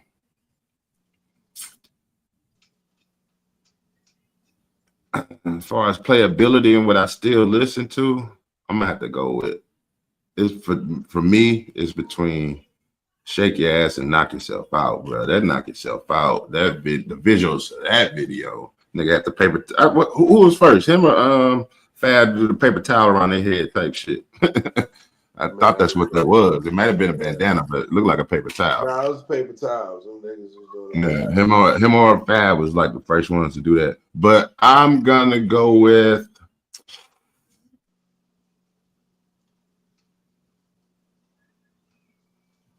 Shake Your Ass, man. I met the man, so I'm gonna go with Mystical. Walking in this bitch with my dick in my hand. Shake Your Ass is definitely I'm not mad at that. Come on, man. Like people still quote that song to this day. You know what I'm saying? Straight up. They do. They quote drop it like it's hot too. That's why it's so tough. Yeah. They do. Drop both of those songs will still get the club rocking. Oh, most definitely. You know what I'm saying? So, yeah, I'm not mad at that. Woo! You hear that voice, boy? It's going down, boy. I'm not mad at that. But yeah, man. Right, I'm gonna give an honorable mention to what was it? I was looking at. My honorable mention would probably be Hot in Here, Home Team, because he did go crazy. And then the only reason I was gonna pick it just to be St. Louis biased for real, but I was like, nah, let me. I'm gonna put my bias in that. I actually bumped in the whip. Like, I mean, I respect the Hot in Here. I love, in the club. I'm gonna, do what it do. But, I wasn't like I wasn't bumping that song solely in the whip. I'm gonna say this. It's not what you was bumping in the whip. Like for sure. No. Listen, it's not always what you bump in the whip. I got a lot more respect for Nelly songs once I start seeing them going up in other clubs in other cities. So I've been to Memphis where they was playing Jaquan, Hood Hoppin', playing Nelly Hot in Here, and Force One. That was the hottest shit in the streets. They had no choice. But not every club play that shit. You know what I'm saying? But just to see when they play a Nelly track, they was just going crazy. So Hot in Here definitely like tore the Tin Roof Green Room. Oh yeah, for sure. Hot in Here is a big. That's a huge track, but I'm not, I'm not just going by impact. I'm going by actually. On that particular song, I am because I seen like drop it like because I seen the shit out of that song. But just seeing it from outside looking in is like, damn, I didn't know y'all bump St. Louis like that. You don't know it until you go experience it. You can assume it by numbers and shit, but you actually go to the club and from another, to another city, another state, like, oh shit, y'all bumping this? Oh yeah, that's what I'm saying. So. That's why I chose that as my honorable mention though, because like I say, that shit tore the club up down there, bro. I was shocked. Well, I'm surprised. I'm surprised. I mean, throw them bows though, bro. I'm surprised you ain't picked Southern Hospitality. Now that I ain't gonna lie, was bro. A fucking crazy track, bro. I was trying my best not to. And the lyrics, my bias on lyrics, Cadillac grills, man. Are you serious? The cadence, man. I was surprised. I don't give a fuck. I don't pick based on. I don't want to say what the next man say. I just pick what the fuck was the hardest, and I was just surprised that you ain't mentioned that. I thought for sure. It was tough, man, because like I said, I listened to all of this shit still, but it was just something about that Snoop Dogg "Beautiful," bro. Once that come on, that shit hard. I mean, "Beautiful" is dope, man. It is what it is, but it ain't shit. These are all for real tracks, so you wouldn't. It's a couple of them on here. When I saw this list, I was like, damn, I didn't know he did that, or Myra forgot. You know what I'm saying? Now give me some Snoop Dogg on that R&G album. Them tracks, I bump in the whip. The songs with Charlie Wilson and Justin Timberlake, I'll bump in the whip. But Beautiful, I respected it. The visuals was Dolby over there in skeet-ass soccer shirts.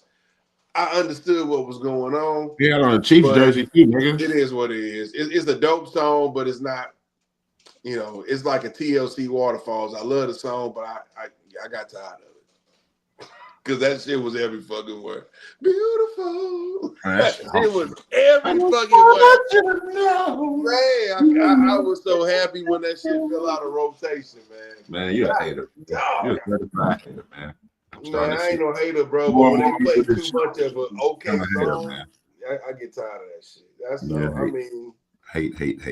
I guess I am hating on that motherfucker. You are hating, bro. It's all good. I mean, it was a good song, but it's not better than the Throw Them Bows to me. I'm not gonna play that song more than Throw Them Bows. Just flat out, period. I'm not. That's cool. Straight up. And the club is not gonna react the same way to Beautiful to Throw Them Bows. Throw Them Bows is gonna get the motherfucking crowd going. Nah, I'm not even putting that in a club setting, but you can definitely play it at like what we go in the club. People gonna be you can definitely play that shit. That's brunch worthy, bro. You can definitely get the brunch playing with that. Stop playing. Man, that shit crazy, man. Stop playing, man. Stop playing, man. You playing, man, with that one, man.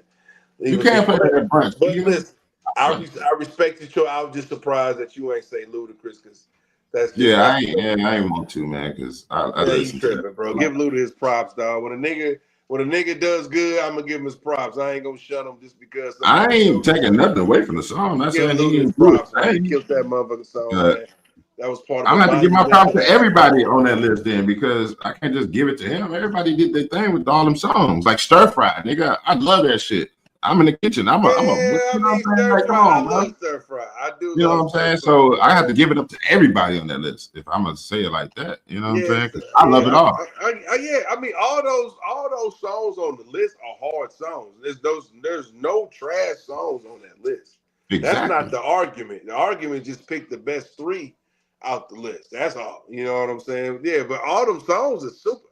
Oh, come on, So Ambitious. That's one of my favorite songs on the Blueprint tree.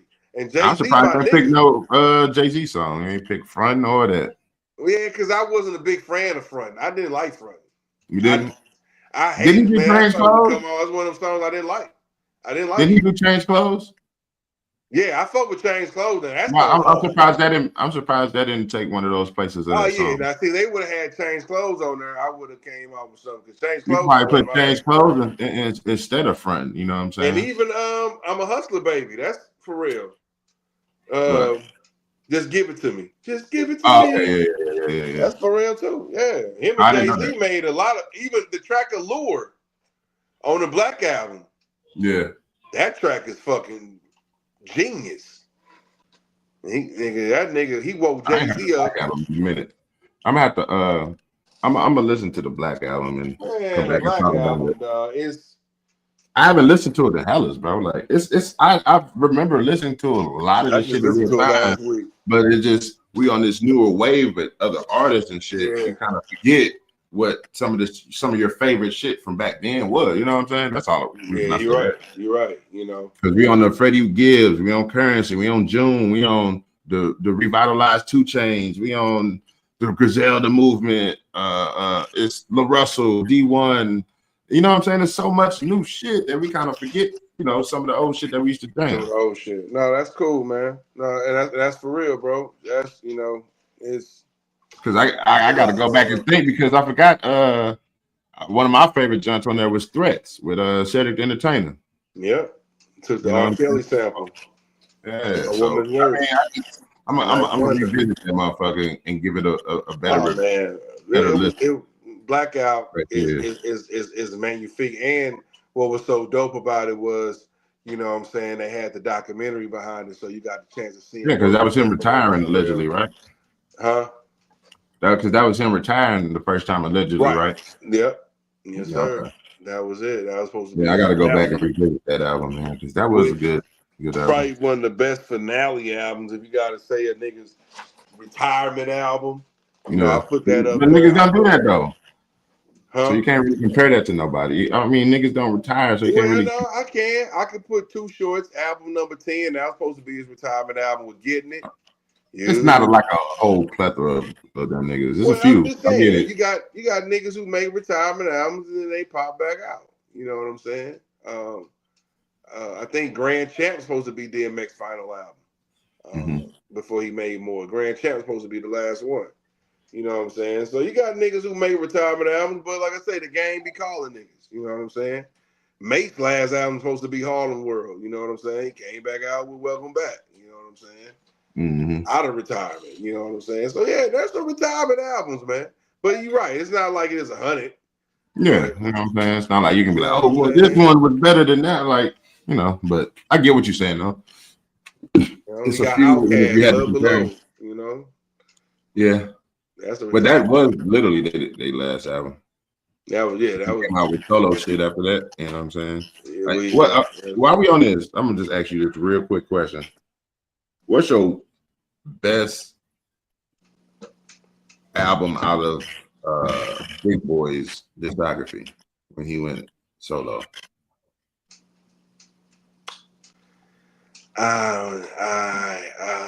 Or did you even fuck with Big Boy like that to even know what? Oh hell yeah! I'm just asking. Some people don't listen. Left Foot, Boomerverse. Yeah, you know, I fucked with a lot. I fucked with all his music. Even the shit he just dropped not too long ago. He didn't drop nothing yet. Huh? Are you talking about The Biggest Sleepover? Right, you're right. With him and that was a couple years ago. Brown. Yeah, that was right. Yeah, you know, all that, man. Anything comes out, and he's about to drop something. He's about to drop another one coming up real soon. Yeah, we talked about that earlier this year. Yeah, you know what I'm saying. So for me, I think it's all the way, but it's kind of tough for me to think about it because you'll even have to count the Love Below album. You know what I'm saying? You have to, you know, with his version, you know, his side because that was a solo album.